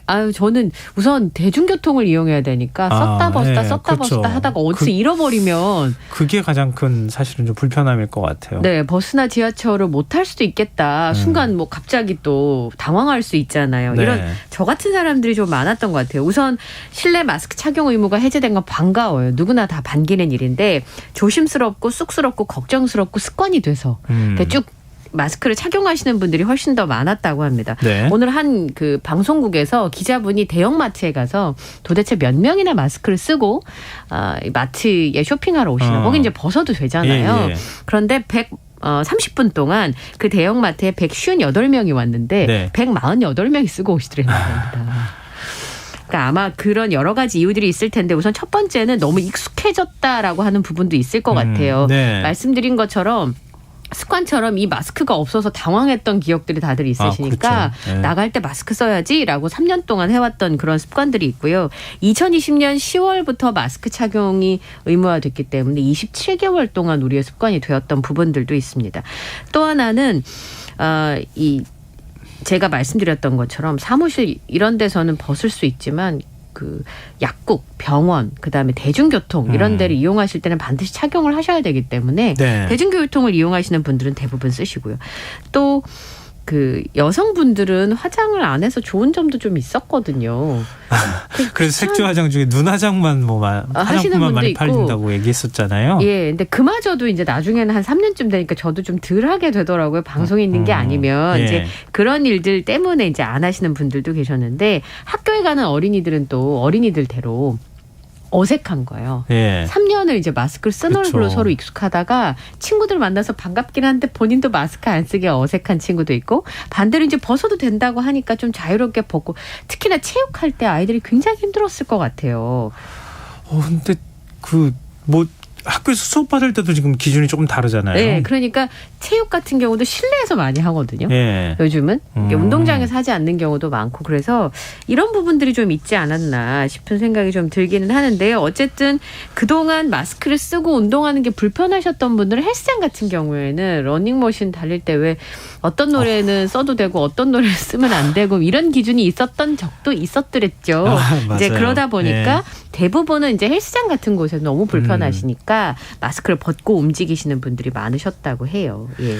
아직도 사실은 감염 우려를 떨치기는 어려울 것 같은데요. 네. 자체적으로 마스크 착용 유지를 하는 곳들도 있었다고요. 네, 당장 학원 같은 경우 컨디션이 되게 중요한데 공부를 막상 해야 되는데 며칠이라도 아파서 이제 공부를 못하게 되면 문제가 네. 되는 수험생들의 경우에는 문제가 될 수 있으니까 학원에서는 꼭 써야 되는 것은 아니지만 권고드립니다. 원장님께서 문자를 다 보내셨더라고요. 그런 부분들은 이제 진행을 좀 하시는 경우가 있고 또 하나는 학교 같은 경우도 지금 말씀하신 것처럼 원래는 학교에서 이게 통원하는 차량에서만 마스크를 써야 되는데 네. 교육청에서도 이제 학교장 재량에 맡긴 경우도 있고 지자체 재량에 맡긴 부분들도 있어요. 그러다 보니까 학교에서는 뭐 합창 같은 경우 할 수도 있고 운동도 할 수 있고 하니까 가능하면 선생님도 쓰시고 어린이들도 쓰는 방향으로 얘기하시는 부분들도 좀 있고요. 또 하나는 이제 기업이나 음식점 같은 경우에는 자율 방역 수칙을 정할 수가 있습니다. 그러니까 뭐 카페나 특정 회사에서 우리는 그냥 실내에서 쓰는 걸로 할게요라고 하면 네. 그렇게 정하면 그것도 가능한 상황이기 때문에 이용자에 따라서 그런 부분들을 좀 이 권고하는 방향으로 갈 수도 있는 그런 상황인 거죠. 네, 지금 저희도 마스크 착용하고 지금 네. 방송을 하고 있지만 이게 뭐랄까 상황에 따라서 그렇죠. 예, 그러니까 뭐 의무 자체가 뭐 사라졌다고 해가지고 모든 사람이 마스크를 벗는다 이런 건 아니기 때문에 아무래도 감염 우려나 여러 가지 뭐 중요도나 뭐 이런 그쵸. 것들을 판단해가지고 스스로 지금 기준들을 만들어가고 있는 거 아닌가 이렇게 생각이 드는데요. 네. 오늘 은행 영업점 운영 시간이 정상화됐어요. 네. 고객들 반응이 어땠는지 궁금해요. 좀 편리하다는 의견들이 아무래도 많을 수밖에 없죠. 네. 9시 반하고 9시의 차이 중에서 어떤 기업은 9시에 문을 은행이 열면 은행 일을 보고 출근하실 수 있는데 네. 9시 반에 열면 오전에 조퇴를 하거나 아니면 휴가를 내야 되는 경우들이 생길 수 있잖아요. 네. 그리고 꼭 은행에 가서 봐야 되는 업무들도 있거든요. 아직까지는. 맞아요. 이제 그러다 네. 보니까 많은 분들이 이 영업 시간을 정상화한 것을 굉장히 환영하는 목소리가 좀 많았습니다. 하지만 지금 노사 합의가 지지부진한 상황이기 때문에 영업 시간이 정상화된 걸 몰랐던 고객들도 꽤 있었던 것으로 전해지고 있는데요. 사실 이전에 그러면 왜 그 실내 영업 시간을 단축을 했는지를 확인을 해보면 아시다시피 그 당시에는 많은 분들이 마스크를 쓰고 이렇게 영업을 하는 게 열악하잖아요. 고객들이 많이 오는 상황에서 그대로 이제 노출이 될 네네. 수밖에 없으니까 은행원을 보호하자라고 하는 취지에서 영업 시간을 단축을 했던 건데 실내 마스크 의무가 해제가 됐으니까 원송 복구하는 것이 상식적이다라고 하는 고객분들도 많이 계셨습니다. 그런데 이제 소통의 문제는 좀 있었던 것 같아요. 금융노조가 지금 사측이 합의를 위반했다면서 경찰에 고소를 했고요. 예. 그다음에 영업 시간 복귀 취소 가처분 신청을 검토하고 있다고 합니다. 일방적으로 시행을 결정했다라는 것이고 그것은 명백한 노사 합의의 위반이다라고 주장을 하고 있는데요. 그 반발 뒤에는 지금 오프라인 영업 점포가 많이 줄었잖아요. 심지어는 네, 저 두 대형 은행이 짬짜면처럼 이렇게 반반씩 하는데도 봤거든요. 하나의 점포에 여러 은행이 들어가 있는 경우도 있다고 하잖아요. 그거는 이제 점포 수가 줄 수밖에 없는 여러 가지 영업 환경들이 있는 건데 예. 또 응대 고객은 늘게 되니까 수는 줄고 고객들이 많아지니까 노동 강도가 좀 세진 측면도 있어요. 그리고 주 4.5일제 시행 같은 것도 논의를 해왔던 부분들도 있고 이런 부분들 때문에 아직 반발이 좀 숨어 있는 부분이 있고요. 그다음에 은행 업무를 물론 이제 꼭 가서 봐야 되는 부분도 있지만 비대면 업무들이 많이 늘어났잖아요. 예. 이전에 비해서. 그러다 보니까 영업 시간을 일률적으로 늘리지 말고 업장별로 위치가 그 속해 있는 곳에 따라서 업무들이 좀 잘할 수 있으니까 좀 탄력적으로 운영을 하자. 이런 얘기들도 나오고 있습니다. 그러네요. 근데 최근에 이제 노년층의 경우에는 접근성이 좀 떨어진다고. 네, 전 그건 키오스크도 진짜 좀 그렇고. 그랬으면 좋겠어요. 맞아요. 이제 그런 부분들을 어떻게 그럼 해결할 건지 이런 것도 같이 좀 머리 맞대고 고민했으면 좋겠어요. 노사가 무조건 안 된다 뭐 이런 문제로만 생각하지 말고. 왜 VVIP들 상대하는 고객점은 토요일도 여는 은행이 있잖아요. 아니 그 가보질 않아서 네, 그런 있거든요. 데가 많지는 있군요. 않지만 네네. 그런 뉴스를 제가 봤어요. 그렇다면 좀 탄력적으로 운영할 수도 있지 않을까. 그러게요. 뭐 불가능한 일은 아닐 거 아니겠습니까? 네네, 좀 유연하게 한번 아이디어를 좀 짜봤으면 좋겠습니다. 네. 자, 다음 뉴스로 넘어가 보겠습니다. 마약을 몰래 들어오다가 잡혔다는 소식이 종종 뭐 들리는데 시중에 판매되는 초콜릿, 영양제 등의 마약을 숨겨 밀바리만 일당이 붙잡혔어요. 네, 우리나라에 살고 있는 외국인 유학생들이 소셜미디어를 통해서 마약을 밀수하거나 판매한다는 정보를 경찰에서 입수를 했습니다. 예. 그래서 전담 수사팀을 편성해서 수사에 들어갔는데 수사에 들어간 경찰이 이번에 압수한 마약이 33억 원 상당이라고 해요. 이게 3만 3천 명이 동시에 투약할 수 있는 어마어마한 양이라고 하는데요. 네. 이 초콜릿처럼 포장을 하거나 영양제통에 숨겨가지고 해외에서 들여와서 유흥업소 중에 유통하거나 투약한 혐의로 40명이 붙잡았습니다. 그런데 대부분 20, 30대인 것으로 알려지고 있고요. 예. 주택가나 공사장에 마약을 두고 가는 일명 던지기 수법이라고 하는 수법으로 감시망을 피해온 것으로 확인이 됐습니다. 이 택배 상자를 여니까 포장도 뜯지 않은 초콜릿, 영양제, 커피 안에 그 향정신성 의약품인 이 마약이 들어있었던 건데요. 그 초콜릿 포장 안에 막 그 알이 여러 개 이렇게 들어있는 장면들이 이제 보도가 됐었습니다. 이 하루 수거한 양만 마약이 7,000알이었다고 하는데요. 베트남 국적의 유학생들이 네덜란드로부터 국제 택배를 몰래 들여오다가 덜미가 잡혔다고 합니다. 그리고 국내 총책이 이 3명이었고요. 이 3명을 포함해서 마약을 판매하거나 투약한 혐의로 20, 30대 40명을 붙잡아서 그 가운데 26명을 구속을 했습니다. 검거된 외국인이 35명이었는데 이 중에서 22명은 불법 체류자로 알려져 있었고요. 그리고 이제 텔레그램을 통해서 이 유흥업소를 포함해 전국적으로 퍼져나갔다고 합니다. 한일합섬 창업주 손자도 네. 뭐 관여가 됐어요? 예, 이번에 이제 그 지명수배가 됐었는데요. 우리나라에 이제 그 들어와서 구속이 됐습니다. 그래서 구속영장이 발부가 된 상황인데요. 예. 23일 날 구속됐던 그 재벌가 자녀라고 해서 홍모 씨가 2명 있었잖아요. 예. 그중에서 고려제강 창업주의 손자인 홍모 씨에게 2차례 걸쳐서 대마를 판매한 혐의를 받고 있습니다. 검찰에 구속된 사실을 이 홍 씨가 구속됐다는 걸 언론을 통해서 알게 되면서 본인도 이제 수사 대상이 될 거다. 이걸 예감을 하고 미국으로 도주한 것으로 전해지고 있는데요. 검찰에서 김 씨한테 마약을 샀구나라는 것을 파악을 했습니다만 이미 이제 해외로 도주한 뒤였다고 합니다. 이후에 사무실과 자택을 압수수색을 하고 우편물 송금 내역을 확인한 다음에 추적을 해왔었는데 잦은 귀국 의사를 계속 밝혔대요. 그런데 들어온 일정을 계속 바꾸면서 귀국을 차일피일 미뤄온 것으로 전해지고 있습니다. 이 김모 씨를 비롯해서 해외 도주한 마약사범 3명을 기소 중지하고 지명수배를 한 상황입니다. 꼭 이렇게 뭐 재벌가에 누가 들어갔다더라 빠지질 않고 나오네요, 얘기들이. 네. 근데 그것도 그렇지만 사실 일반인들 특히 이제 10대가 자꾸 마약에 손을 대고 있다. 네. 여기에 대한 우려의 목소리가 나와요. 이게 진짜 더 걱정인데요. 네.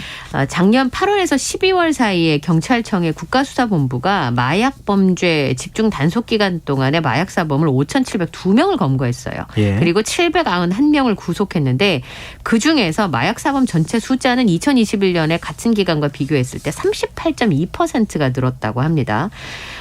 그리고 작년에 총 검거 인원은 그 전과 비해서 11.6%가 늘었는데 특히나 미성년자 마약사범이 2018년 104명에서 작년에 294명이니까 4년 동안 3배가 늘어났습니다. 그러니까 SNS를 사실은 아무래도 젊은 층이 훨씬 더 유연하게 다룰 수 있잖아요. 그렇죠. 그러다 보니까 젊은 층 마약사범이 사기도 쉽고 팔기도 쉽다 보니까 굉장히 꾸준하게 증가하고 있는 그런 상황이고 이전에는 호기심으로 예. 유혹에 넘어가서 그런데 손을 대는 젊은 층이 있었다면 예. 최근의 상황은 유통범죄까지 가담한다는 사실이 이제 문제인 건데요. 예. 얼마 전에 보도됐던 일 중에 하나가 고등학교 2학년 학생이 학원에서 만난 친구들하고 텔레그램을 통해서 마약 거래를 할 수 있다는 걸 알고 돈 벌자 이래가지고 비교적 비싼 그 마약들을 취급해가지고 팔았는데 예. 구입한 가격의 10배 가까이 불러도 잘 팔린다는 거예요. 그러니까 이 고등학생들이 이제 본인들은 학생이니까 신분 예. 노출을 우려해서 성인 중간 판매책 6명을 영입을 해서 7개월 동안 수십 명에게 마약을 판매한 것으로 조사가 됐었죠. 그 당시에 너무 놀랐었는데 7개월 동안 수십 명에게 마약을 판매했는데 그때 범죄 수익금이 4,800만 원 상당이고 네. 마약류를 4억 원어치를 압수를 했습니다. 그러니까 텔레그램이 가지고 있는 말하자면 메시지를 전송하고 내가 지금 저쪽에도 지워지고 이런 여러 가지 그 이제 본인의 신분이 드러나지 않은 안전성을 담보해가지고 이런 것들을 이용해서 고등학생들이 마약을 성인을 고용해서 판매를 했다. 이게 굉장히 충격적이었죠. 근데 사실은 이게 작년에 신문사들이 기획기사로 뭐 강남에 유흥가를 가가지고 봤더니 아주 손쉽게 마약을 구할 수 있더라 이런 막 기사 시리즈로 막 썼거든요. 그때 그 정도의 어떤 마약이 보편화되고 대중화됐다고 하는 심각성만큼 그 정도 단속까지는 아닌 것 같아요. 아직까지는. 이게 마약 수사가 굉장히 어렵다고는 얘기하는데 네. 아직도 우리 사회 저변에 뿌리 깊게 뭔가 마약이 많이 퍼져 있는 거 아닌가. 그거를 좀 단속하고 근절하기 위해서는 어떤 대책이 필요한지 계속 뭔가 수사도 하고 하여튼 노력을 해야 되지 않을까 하는 생각이 드네요. 그리고 혹시나 마약에 중독된 사람들이 있다면 치료받을 수 있는 길도 열어야죠. 맞습니다. 네. 그런 지적들도 많이 하더라고요. 네. 지금 여러분께서는 KBS 라디오 김성원의 시사회와 함께하고 계십니다. 밤참에서 계속 이어가겠습니다. 지금 뭐 에너지 요금 걱정도 많으실 텐데 대중교통 요금도 오른다는 소식이 좀 전해지고 있는 상황에서 서울 택시비까지 기본 요금이 오른다고요. 네, 이건 이제 정해진 거였죠. 그래서 이제 시행에 들어가게 되는 건데요. 다음 달 1일이니까 이번 주입니다. 2월 1일부터 중형 택시 요금의 기본 요금이 1,000원 올라갑니다. 그리고 기본 거리가 지금은 2km인데 1.6km로 줄어들게 되죠. 그다음에 거리당 요금도 지금은 132m당 100원인데요. 131m당 100원으로 바뀝니다. 그리고 초당 요금도 그 31초당 100원에서 30초당 100원으로 조정이 됩니다. 그러니까 기본 요금은 거리가 짧아지고 요금도 오르잖아요. 그런데 이제 가는 시간당 올라가는 요금은 이제 올라가게 되는 그런 상황인 거죠. 그러면 예를 들어서 서울의 개인택시 운송사업조합에서 나온 얘기예요. 오전 4시부터 오후 10시까지 낮 시간인 거죠. 그 심야요금이 적용되지 않는 시간에 신촌역에서 서울역까지 6km를 이동한다고 하면 지금은 택시비가 약 6,800원인데 2월 1일부터는 1,400원이 늘어나서 8,200원이 돼요. 이게 체감이 약간 다르잖아요. 앞자리가 바뀌니까. 그다음에 강남에서 서울역까지 10km를 이동하면 지금은 9,900원인데요. 10,000원이 안 되죠. 1,300원이 늘어난 11,200원이 됩니다. 밤 되면 더 많이 늘어나요. 우선 할증 시간대가 늘었잖아요. 10시부터. 그러니까 만약에 그 오후 11시부터 다음날 2시까지 할증률도 훨씬 더 높아졌습니다. 그러니까 만약에 이 11시부터 그 다음날 2시까지 신촌역에서 서울역까지 6km를 이동을 하면 택시비가 1,400원이에요. 작년과 비교하면 3,200원이 오른 요금이 되는 거죠. 이렇게 되니까 사실은 체감하는 느낌은 택시비가 굉장히 비싸졌다 이렇게 느끼실 수 있을 것 같습니다. 근데 실제 체감은 더 오르는 것처럼 느끼실 것 같아요. 왜냐하면 앞서 강남역에서 서울역까지 10km 이동하면 9,900원이라고 얘기를 하셨는데 실제로 차 막히고 그러면 훨씬 더 많이 나거든요. 그렇죠. 근데 그 밤에 심야 시간에가 15,700원이 돼요. 그게. 그러니까 9,900원을 내시던 분이 밤 심야 생각 안 하고 난 그 시간에 심야 할증 요금 내지 뭐라고 타셨는데 15,700원을 내면 10,000원 내시던 분이 15,700원 내면 굉장히 다르게 느끼죠. 일단 택시비 부담이 늘어나는 건 뭐 부인하기 어려울 것 같고요. 근데 지하철하고 버스 요금 이건 아직까지 최종 확정된 건 아니잖아요. 근데 대략 한 4월쯤 오른다는 겁니까? 예, 그거를 목표로 지금 다음 달에 공청회를 열고 시의회 의견도 열고 또 물가대책위원회 심의도 거쳐야 되는 부분이기 때문에 관련 절차를 밟을 건데요. 지금 서울 대중요금은 카드로 지하철 1,250원, 시내버스는 1,200원이에요. 근데 서울 버스가 1,500원에서 1,600원, 지하철이 1,550원에서 1,650원 정도 될 것으로 예상을 하고 있습니다. 서울시가 이 요금을 인상할 계획인 것은 노인 무임승차 등을 포함해서 적자가 굉장히 많이 늘어나고 있는데 8년 만에 요금을 인상할 수밖에 없다라고 하는 부분입니다. 그리고 나오는 얘기가 상하수도 요금도 올릴 거다. 상하수도 요금도요? 예, 그리고 쓰레기 종량제 봉투 가격도 올린다. 이런 얘기들이 지금 들리거든요. 그러니까 그동안 못 올렸던 부분들이 있어서 불가피한 측면이 있겠습니다만 한꺼번에 올라서 생활을 감당해야 되는 생활인들의 입장에서는 너무 한꺼번에 어깨가 무거운데 라고 느껴지실 수 있을 것 같아요. 임금이 올라가는 게 아니잖아요. 임금은 거의 제자리일 것 가능성이 매우 높은데 계속 다른 거는 올라가면 결국 실질 소득은 계속 마이너스로 더 떨어지는 상황이 올 수 있다는 건데 그럼 소비를 줄이지 않겠습니까? 경제 결국은 경기 침체로 가는 그런 지금 초입에 서 있는 거 아닌가 좀 걱정스럽네요. 근데 뭐 인상하는 것도 뭐 불가피한 측면도 있기는 하지만 시민들이 어떤 어려움을 겪고 있는지도 좀 살펴가면서 인상을 하면 좋겠습니다. 자, 다음 뉴스로 넘어가 보겠습니다. 오늘 오전 광주에서 어르신 두 분이 폐지 때문에 다툼을 벌이는 일이 있었어요. 네. 9시 40분쯤에 광주에 있는 한 주택가 골목에서 큰 싸움이 벌어졌어요. 이유는 폐지 한 무더기랑 공병 몇 개를 누군가가 훔쳐갔다라고 해서 시비가 붙은 건데요. 돈으로 한 사람 한 2,000원 남짓의 금액입니다. 70대 노인 두 분께서 아주 험하게 말다툼을 하고 끝내는 이제 그 서로 격렬한 싸움을 10분 넘게 하셨고요. 이렇게 약간 많이 다치셨어요. 근데 이제 주변에서 보시던 분이 저러다 정말 큰일 날 것 같으니까 네. 이분들이 싸움을 말렸습니다만 쉽게 이분들의 분노와 흥분이 좀 가라앉지 않고 끝내는 장정 3명에서 싸움을 말리고 경찰과 소방구조대가 출동한 다음에야 사태가 진정이 됐는데요. 경기 침체로 지금 폐지 단가가 너무 떨어져서 하루벌이 10,000원 하기가 너무너무 어렵답니다. 그런데다가 폐지를 수거하려고 하시는 분들이 많으니까 경쟁이 굉장히 치열할 수밖에 없는데요. 네. 최근에 취약층들에 대한 그 생활보장이 정말 필요하고 특히나 고령층들은 이제 빈곤 계층으로 이렇게 전락하신 분들이 많기 때문에 네. 이런 부분에 대한 답이 좀 필요하지 않을까 싶은 생각이 좀 듭니다. 이 폐지 노인 실태에 관한 기초연구조사 이거 2018년에 나온 조사이긴 한데요. 네. 여기 폐지 수집을 하는 노인 가운데 70대 이상이 77.5%라고 합니다. 근데 이건 추정치지 사실은 정확하게 집계도 어려운 상황이기도 하죠. 예. 근데 지금 이제 다른 건 다 오르는데 폐지 가격만 이렇게 떨어진 이유가 뭡니까? 지금 2021년과 비교하면 2021년 12월과 비교하면 거의 40%가량이 지금 줄어든 상태거든요. 네. 그러니까 80kg 정도를 모으면 4,000원가량 정도 벌 수 있습니다. 그러니까 8시간 하루 종일 폐지를 주어도 한 달에 20만 원을 벌기가 어려운 상황인데요. 어쨌든 여러 업체들이 중간중간에 다들 자신들의 비용을 빼고 이제 지불을 하게 되는 상황인데 네. 우선 물량이 너무 많다고 합니다. 국내 제지 공장의 폐지 재고량이 14만 4천 톤인데 보통 한 7, 8만 톤이래요. 그러니까 2배 가까이 재고가 쌓여 있기 때문에 경기가 어려우니까 종이 생산량도 줄고 그런 폐지의 수요도 줄 수밖에 없는 상황이어서 예. 그래서 이제 가격이 좀 떨어지는 측면도 있고 또 한 분들의 경우에는 이게 이제 외국에 수출을 계속 해왔대요. 우리나라 폐지가. 예. 그런데 수출길이 여러 가지 까다로운 규제 때문에 막히면서 수출이 안 되는 물량이 국내에 계속 쌓이잖아요. 그러다 보니까 폐지 단가를 낮출 수밖에 없는 그런 상황이 왔다라고 하는 부분들의 얘기들이 나오고 있는데요. 만약에 해외 수출을 하게 되면 이전보다는 폐지 가격을 좀 더 많이 받을 수 있다고는 합니다.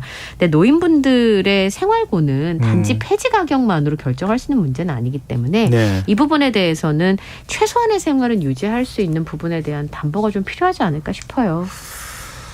참 걱정이네요. 지금 한겨울에 폐지 열심히 주우셔가지고 네. 지금 제값을 받지 못하고 있어서 생활에 지금 어려움을 너무 겪고 어렵죠. 있다는 너무 거잖아요. 어렵죠. 예. 다른 방법은 없을까 하는 고민도 좀 함께 들기도 합니다. 그래서 이런 문제 좀 어떻게 차근차근 하나씩 그러니까요. 해결할 어려운 방법을, 문제긴 합니다만. 네, 맞습니다. 좀 찾아야 되지 않을까 싶네요. 자, 오늘 밤참수 여기까지 하겠습니다. 지금까지 이영경 뉴스캐스터와 함께했습니다. 고맙습니다. 감사합니다.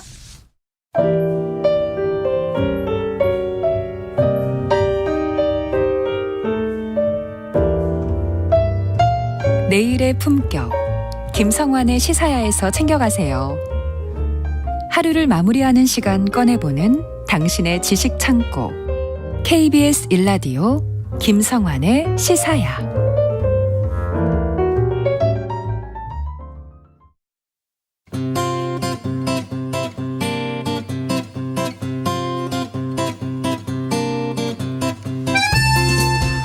독일과 미국이 주력 전차를 우크라이나에 지원하기로 했습니다. 전차 지원에 소극적인 모습을 보여왔던 독일이 태도를 바꾸면서 나토, 북대서양 조약기구가 분열되는 게 아니냐 이런 우려는 일단 사라지게 됐는데요. 이 서방국의 전차 지원이 우크라이나 전쟁의 게임 체인저가 될 것이다라는 전망까지 나오고 있는 상황입니다. 이거 어떻게 된 건지 오늘 세계이면에서 자세히 살펴보도록 하겠습니다. 외신캐스터 전주현 씨 나와 계십니다. 안녕하세요. 네, 안녕하세요. 네, 독일이 레오파르트 2라고 하는 네. 최신의 전차를 갖고 있다고요? 최신은 아니고요. 네, 굉장히 아니에요? 오래전부터 운용이 되던 근데 전차예요. 거의 세계 최강의 전차라고 그렇게 얘기를 하던데요. 네, 세계 최강의 전차 중에 하나로 구분이 되고 있긴 한데요. 여기도 약점이 좀 있고요. 아, 그래요? 예, 사실상 세계 최강의 전차는 계속해서 기술을 개발해온 신형을 계속 만들어왔던 M1 에이브럼스라고 미국이 보내는 전차입니다. 아, 그러면 미국의 최신의 전차. 네, 훨씬 더 그렇죠. 독일의 그래도 뭐 최강 전차. 아유, 전차 군단이잖아요. 아, 그러네요. 독일이 네. 뭐 그렇게 또 부르기도 그렇죠. 했었는데. 네. 그럼 도대체 몇 대 정도를 보낸다는 겁니까? 일단 바이든 대통령이 25일에 발표했는데요. 31대를 일단 지원한다라고 얘기를 했습니다. 그래서 되도록 빨리 탱크 사용을 하기 위해서 우크라이나 군에 대한 훈련을 시작하겠다라고 얘기를 했는데요. 왜 처음에 31대를 보내냐면 우크라이나 군의 편제가 한 대대, 탱크 대대 하나가 탱크 31대로 구성이 된대요. 예. 그러니까 거기에 맞춰서 한 대대를 보낸다는 얘기고요. 독일은 14대 레오파르트 2를 보냅니다. 캐나다 캐나다는 4대, 스페인을 비롯한 유럽 각국도 다 지원한다라고 얘기를 해서 지금 우크라이나로 갈 수 있는 레오파르트 2가 112대 정도가 될 것으로 전망되고 있습니다. 근데 이제 레오파르트 2만 가는 게 아니에요. 영국이 자국 탱크인 챌린저 2 14대를 보낼 방침이고요. 네. 폴란드도 레오파르트 2를 보내지만 자국 주력인 PT-91 트와리디 30대를 포함해서 총 60대 전차를 제공하겠다라고 밝혔습니다. 그래서 지금 오멜첸코 주 프랑스 우크라이나 대사가 27일 기준으로 지금 여러 국가들이 총 321대의 중전차를 보내주기로 약속을 했다라고 얘기를 했어요. 어느 국가가 정확하게 몇 대씩 보낸다라는 것까지는 얘기를 하지 않았습니다. 그런데 이거는 한 100대 정도 갈 거라고 생각했는데 예. 지금 한 300대가 넘어가는 거잖아요. 그렇기 때문에 그 우크라이나에 서방이 지원하기로 했던 규모가 기존에 알려진 것보다 좀 많아졌어요. 그래서 네. 앞으로 전쟁 흐름에 결정적인 역할을 하지 않을까라는 관측이 좀 힘을 얻고 있습니다. 이게 이 전차들은 그러면 언제 보내느냐 이것도 중요하잖아요. 그렇죠. 네. 근데 지금 바로 갈 수는 없고요. 예. 이 레오파르트 2라는 게 1979년에 처음 개발된 모델입니다. 유럽 각국에 다 수출이 돼 있는 상황이에요. 예. 독일을 비롯해서 유럽 전역에 한 2,600여 대가 남아 있는데 냉전이 이제 끝난 뒤에 유럽 각국의 군비를 많이 축소했어요. 네. 그래서 이걸 이제 운용할 일이 없으니까 창고에 이제 많이 보관을 해놨었는데 그렇기 때문에 이제 곧바로 이 레오파르트 2를 보낼 수 있긴 하지만 그래도 빨라야 봄에나 인도될 수 있을 것으로 보입니다. 2-3개월은 걸린다고 해요. 네. 그래서 지금 러시아군이 동부의 주요 지역에서 지금 공세를 강화하고 있으니까 지금 당장 그 동부 지역에 보낼 수는 없는 상황입니다. 그리고 미국의 M1 에이브럼스가 미군이 지금 딱 갖고 있는 물량이 아니에요. 이제 군수업체들에게 얘기를 해서 예. 새로 만들어서 가는 전차입니다. 그럼 시간이 좀 걸리겠네요. 네, 에이브럼스가 그동안 미군이 다 주둔지가 굉장히 여러 곳이잖아요. 예. 그 주둔지 환경에 맞춰서 새로운 버전으로 계속 제작을 했거든요. 그러니까 남아있는 여력이 없어요. 그래서 당장 보낼 수 있는 재고는 없다고 합니다. 당장 보낼 수 있는 재고가 있긴 한데 그거는 굉장히 최첨단 그 무기가 장착이 돼 있대요. 그래서 네. 이게 이렇게 기밀이 빠져나갈까 봐 그걸 보낼 수는 없고요. 그래서 미국도 지금 훈련까지 다 마치면 최소 몇 개월이 걸린다라고 얘기를 했는데 아마도 레오파르트 2보다도 더 늦어질 가능성이 있습니다. 그래서 탱크 사용법 훈련을 먼저 해주겠다 이런 얘기를 했고요. 지금 그래서 우크라이나 군이 이 서방의 전차가 오는 대로 이렇게 빨리 해야 되니까요, 운용을. 네. 그 전에 운용법을 습득하는데 얼마나 걸릴 것인가, 이 기간이 변수가 될 수 있다라고 얘기가 나오고 있는데 통상 몇 개월 정도가 걸린대요. 이렇게 전차 운용법을 익히려면. 네, 근데 이제 전문가들은 이미 우크라이나 전차병들은 소련제 전차를 많이 몰았다는 거죠. 그래서 이미 어느 정도 숙련이 돼 있으니까 네. 최소 3-4주면 몰 수 있을 것이다 이렇게 전망을 하고 있고요.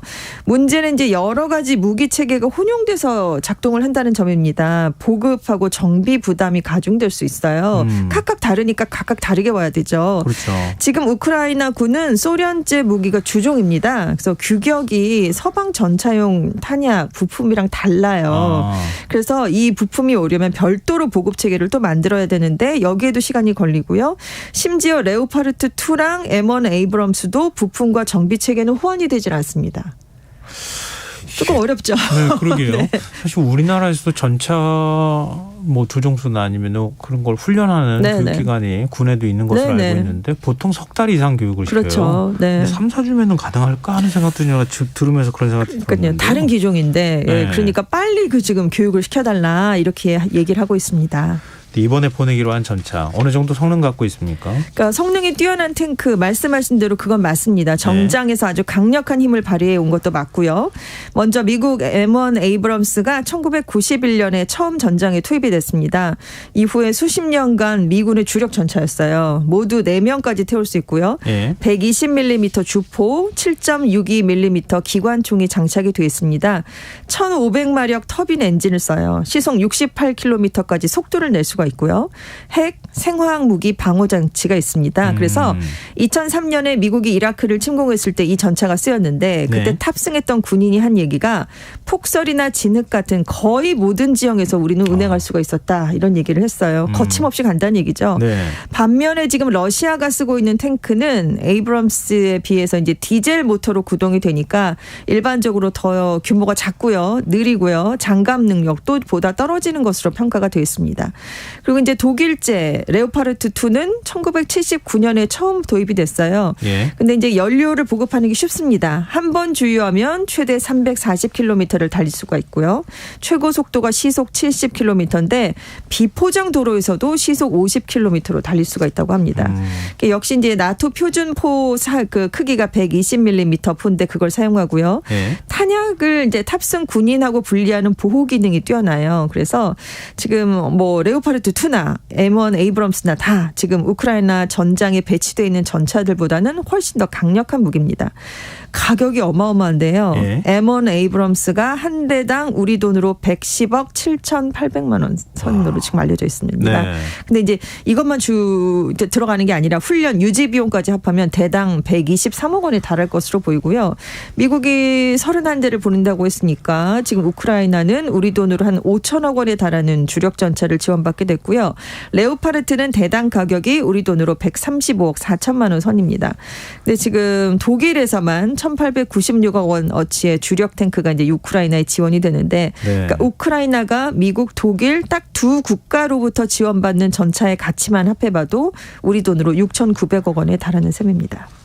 이렇게 돈으로 환산하니까 어마어마한 지원을 하는구나 이런 생각이 드는데요.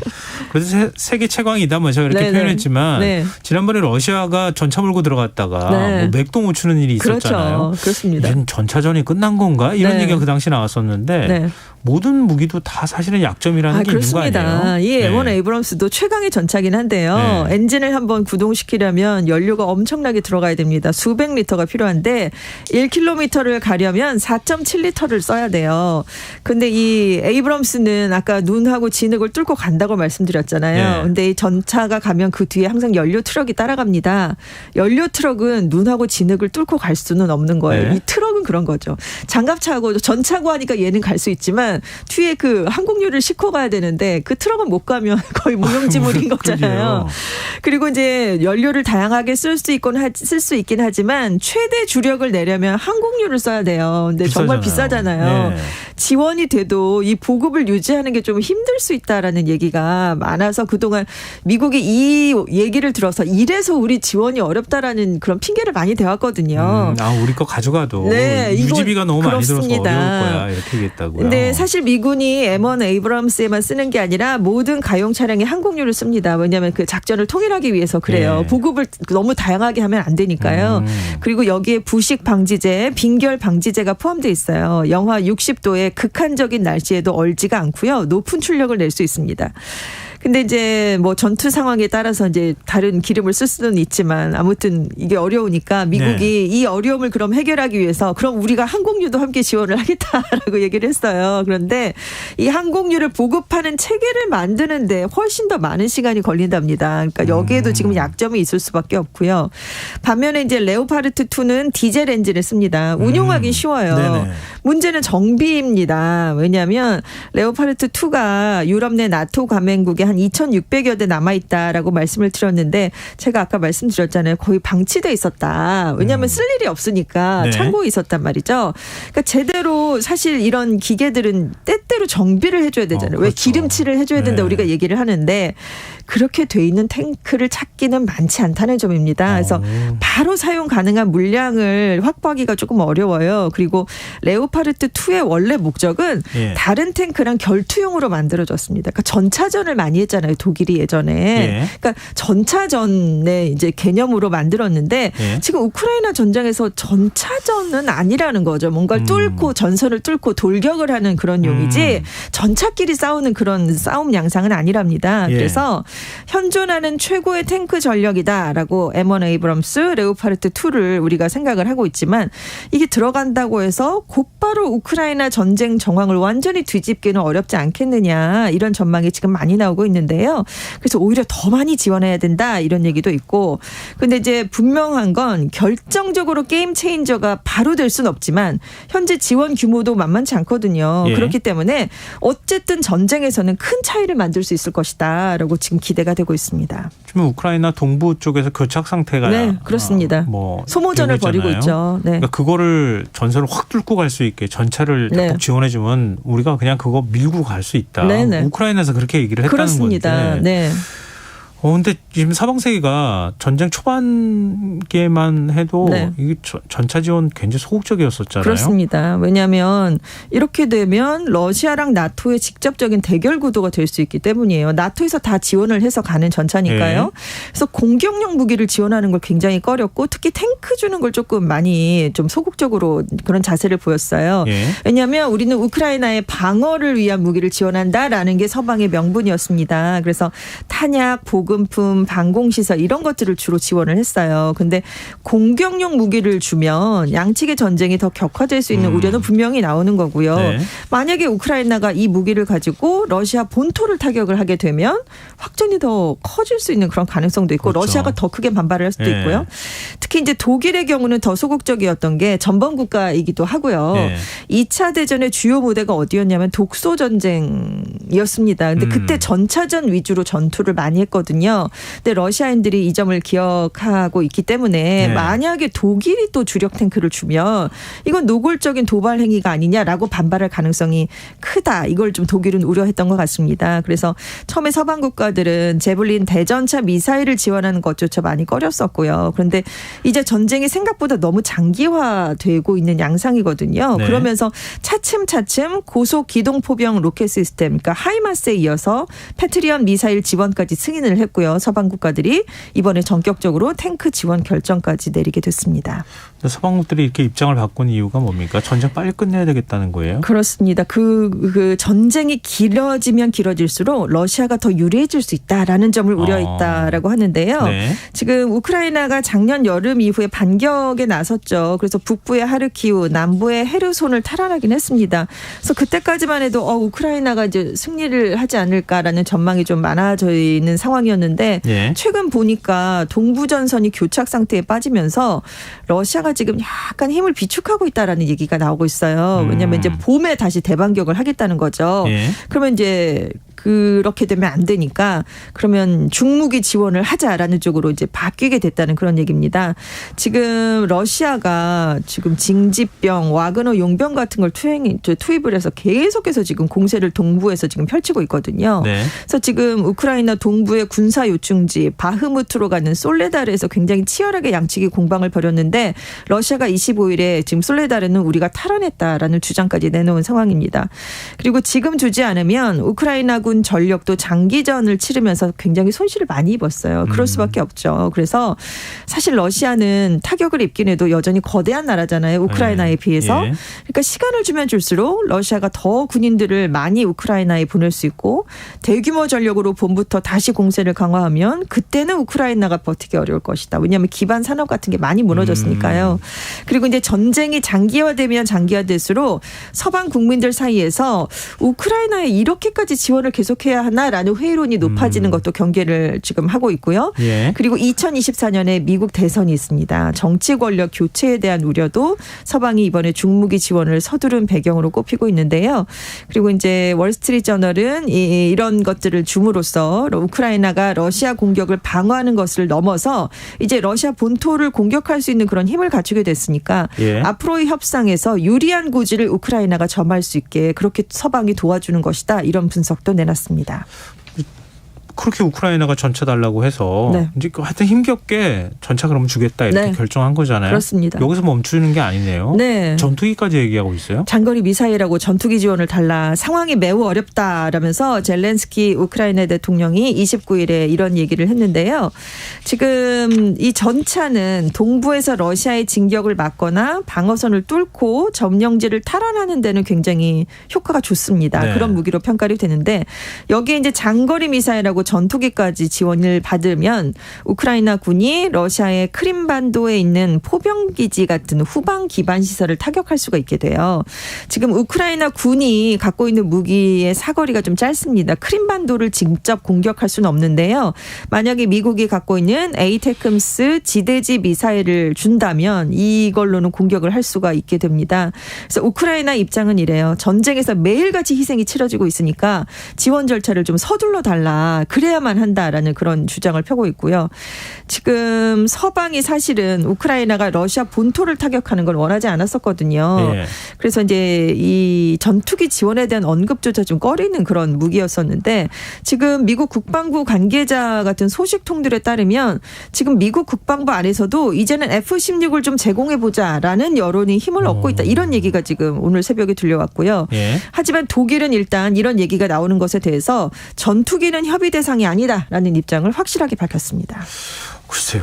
F-16이면 뭐 최신鋭는 아니더라도 네네. 좀 주력 전투기라고 봐야 되는 거잖아요. 뭐 그럴 수 있죠. 그래도 네. 뭐 우크라이나가 갖고 있는 것보다는 훨씬 최신식 네. 무기니까요. 왜냐하면 우크라이나는 지금 전투기를 갖고 있긴 한데 옛 소련 시절 전투기입니다. 그러니까 굉장히 낡은 무기죠. 그리고 이제 전쟁이 계속되면서 방공 미사일이 점점 부족해져 가고 있어요. 많이 썼으니까. 그래서 러시아가 갖고 있는 신형 전투기가 와서 공격을 하면 막아낼 수 없을 것이다라는 우려가 지금 커지고 있는 상황이었습니다. 네. 그래서 미국 국방부와 군 관계자는 F-16이 그러면 이 문제를 해결할 수 있지 않겠느냐 이렇게 보고 있다는 건데요. 1980년대에 처음 생산이 됐어요. F-16이. 네. 그래서 이제 미국이나 서방 국가에서는 퇴역을 앞둔 전투기지만 계속 개량을 했습니다. 그래서 러시아의 지금 전투기들과 맞서기에는 충분하다 이런 평가를 받고 있는데요. 지금 미사일하고 드론을 격추할 수 있는 공대공 미사일을 탑재할 수가 있고요. 지대공 미사일 나삼스나 패트리엇 등과 다르게 빠르게 이동하면서 목표물을 보호할 수 있는 장점이 있습니다. 근데 이제 폴리티코의 지적에 따르면 미국이 F-16 제공을 결정을 하더라도 실제로 쓰는 데는 조종사 훈련이나 항공기 정비 같은 준비가 사전에 필요하다는 거죠. 그래서 네. 지금 전투기가 또 신속하게 전투에 배치되기는 어렵다. 그러니까 우크라이나 정부는 그럼 전투기 지원을 결정하기 전이라도 그 조종사 훈련만이라도 좀 빠르게 시작해달라 이런 얘기를 하고 있습니다. 나토하고 이 러시아가 거의 전면전 양상으로 자꾸 가는 거 아닌가 그런 걱정이 좀 되긴 하는데요. 우크라이나는 이렇게 서방의 지원을 계속 받고 있기도 하고 네. 더 요청하고 네네. 있기도 하잖아요. 근데 부패 때문에 또 골치를 썩는 모양이에요. 그렇습니다. 부패 스캔들에 연루돼 있는 정부의 고위 인사 한 10여 명이 전격 경질됐습니다. 작년 2월 말에 러시아 침공 이후에 최대 인사의 규모가 지금 난 건데요. 이번에 경질 또는 사임 형식으로 물러난 인사들이 누가 있냐면 대통령실 차장, 국방부 차관, 검찰 부총장 이런 고위직들이 포함이 됐어요. 지금 이렇게 왜 했냐면 우크라이나 언론들이 이 인사들에 대한 부패 의혹을 제기한 것이 발단이 됐습니다. 그래서 키릴로 티모셴코 대통령실 차장이 서방으로부터 이제 관용 차량을 기부받았는데 이걸 사적으로 좀 이용을 했고 유명 부동산 개발업체의 저택으로 이사를 하고 고가의 스포츠카를 몰고 다니는 모습이 포착이 됐어요. 그래서 결국 사직서를 제출을 하게 됐고 국방부 군수 담당 차관은 국방부가 군납식품이나 보급품 가격을 부풀려 계약했다라는 보도가 나오니까 사임을 했습니다. 그리고 이제 뭐 검찰 부총장도 굉장히 고가의 자동차를 빌려 탔다 뭐 이런 얘기가 나오고 있고 네. 발전기를 구입하는 과정에서 뇌물을 수수한 혐의를 받은 그런 인사들도 있습니다. 근데 지금 우크라이나 대통령이 전격적으로 경질을 빠르게 해버린 건 정권의 부패 의혹이 일어나서 서방이 우리가 이렇게 지원해 주는데 이거를 사적으로 이용하나 빼돌리나 이런 의혹을 이제 받아서 이제 신뢰를 잃어버리면 지금 이 중단이 될 수 있거든요, 원조가. 그래서 대대적으로 부패와의 전쟁에 나섰다는 분석입니다. 이런 일은 없어야겠죠. 말씀하셨던 것처럼 서방색이 신뢰 잃으면은 안 되죠. 예, 이게 네. 아프가니스탄에서도 또 그런 네네. 일이 벌어졌다고 하잖아요. 또 어쨌거나 좀 이렇게 이 겨울 지나기 전에 좀 전쟁이 멈췄으면 좋겠는데 네. 현재로서는 그럴 기미가 안 보이는 것 같아서 걱정입니다. 지금까지 세계이면 외신 캐스터 전주현 씨였습니다. 고맙습니다. 네, 감사합니다. 김성환의 시사야 오늘 순서 여기서 마칩니다. 모바일 쿠폰 당첨자는 홈페이지 공지사항에서 확인하실 수 있습니다. 편안한 밤 되시고요. 전 내일 다시 찾아뵙겠습니다. 고맙습니다.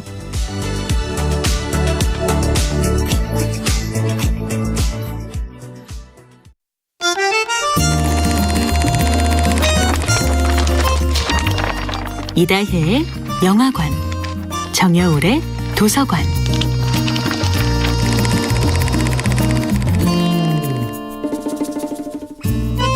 안녕하세요. 여러분과 아름답고 풍요로운 책 이야기를 나누고 있는 작가 정여울입니다. 이번 주에 함께하는 작품은 캐서린 스토킷의 소설 헬프입니다.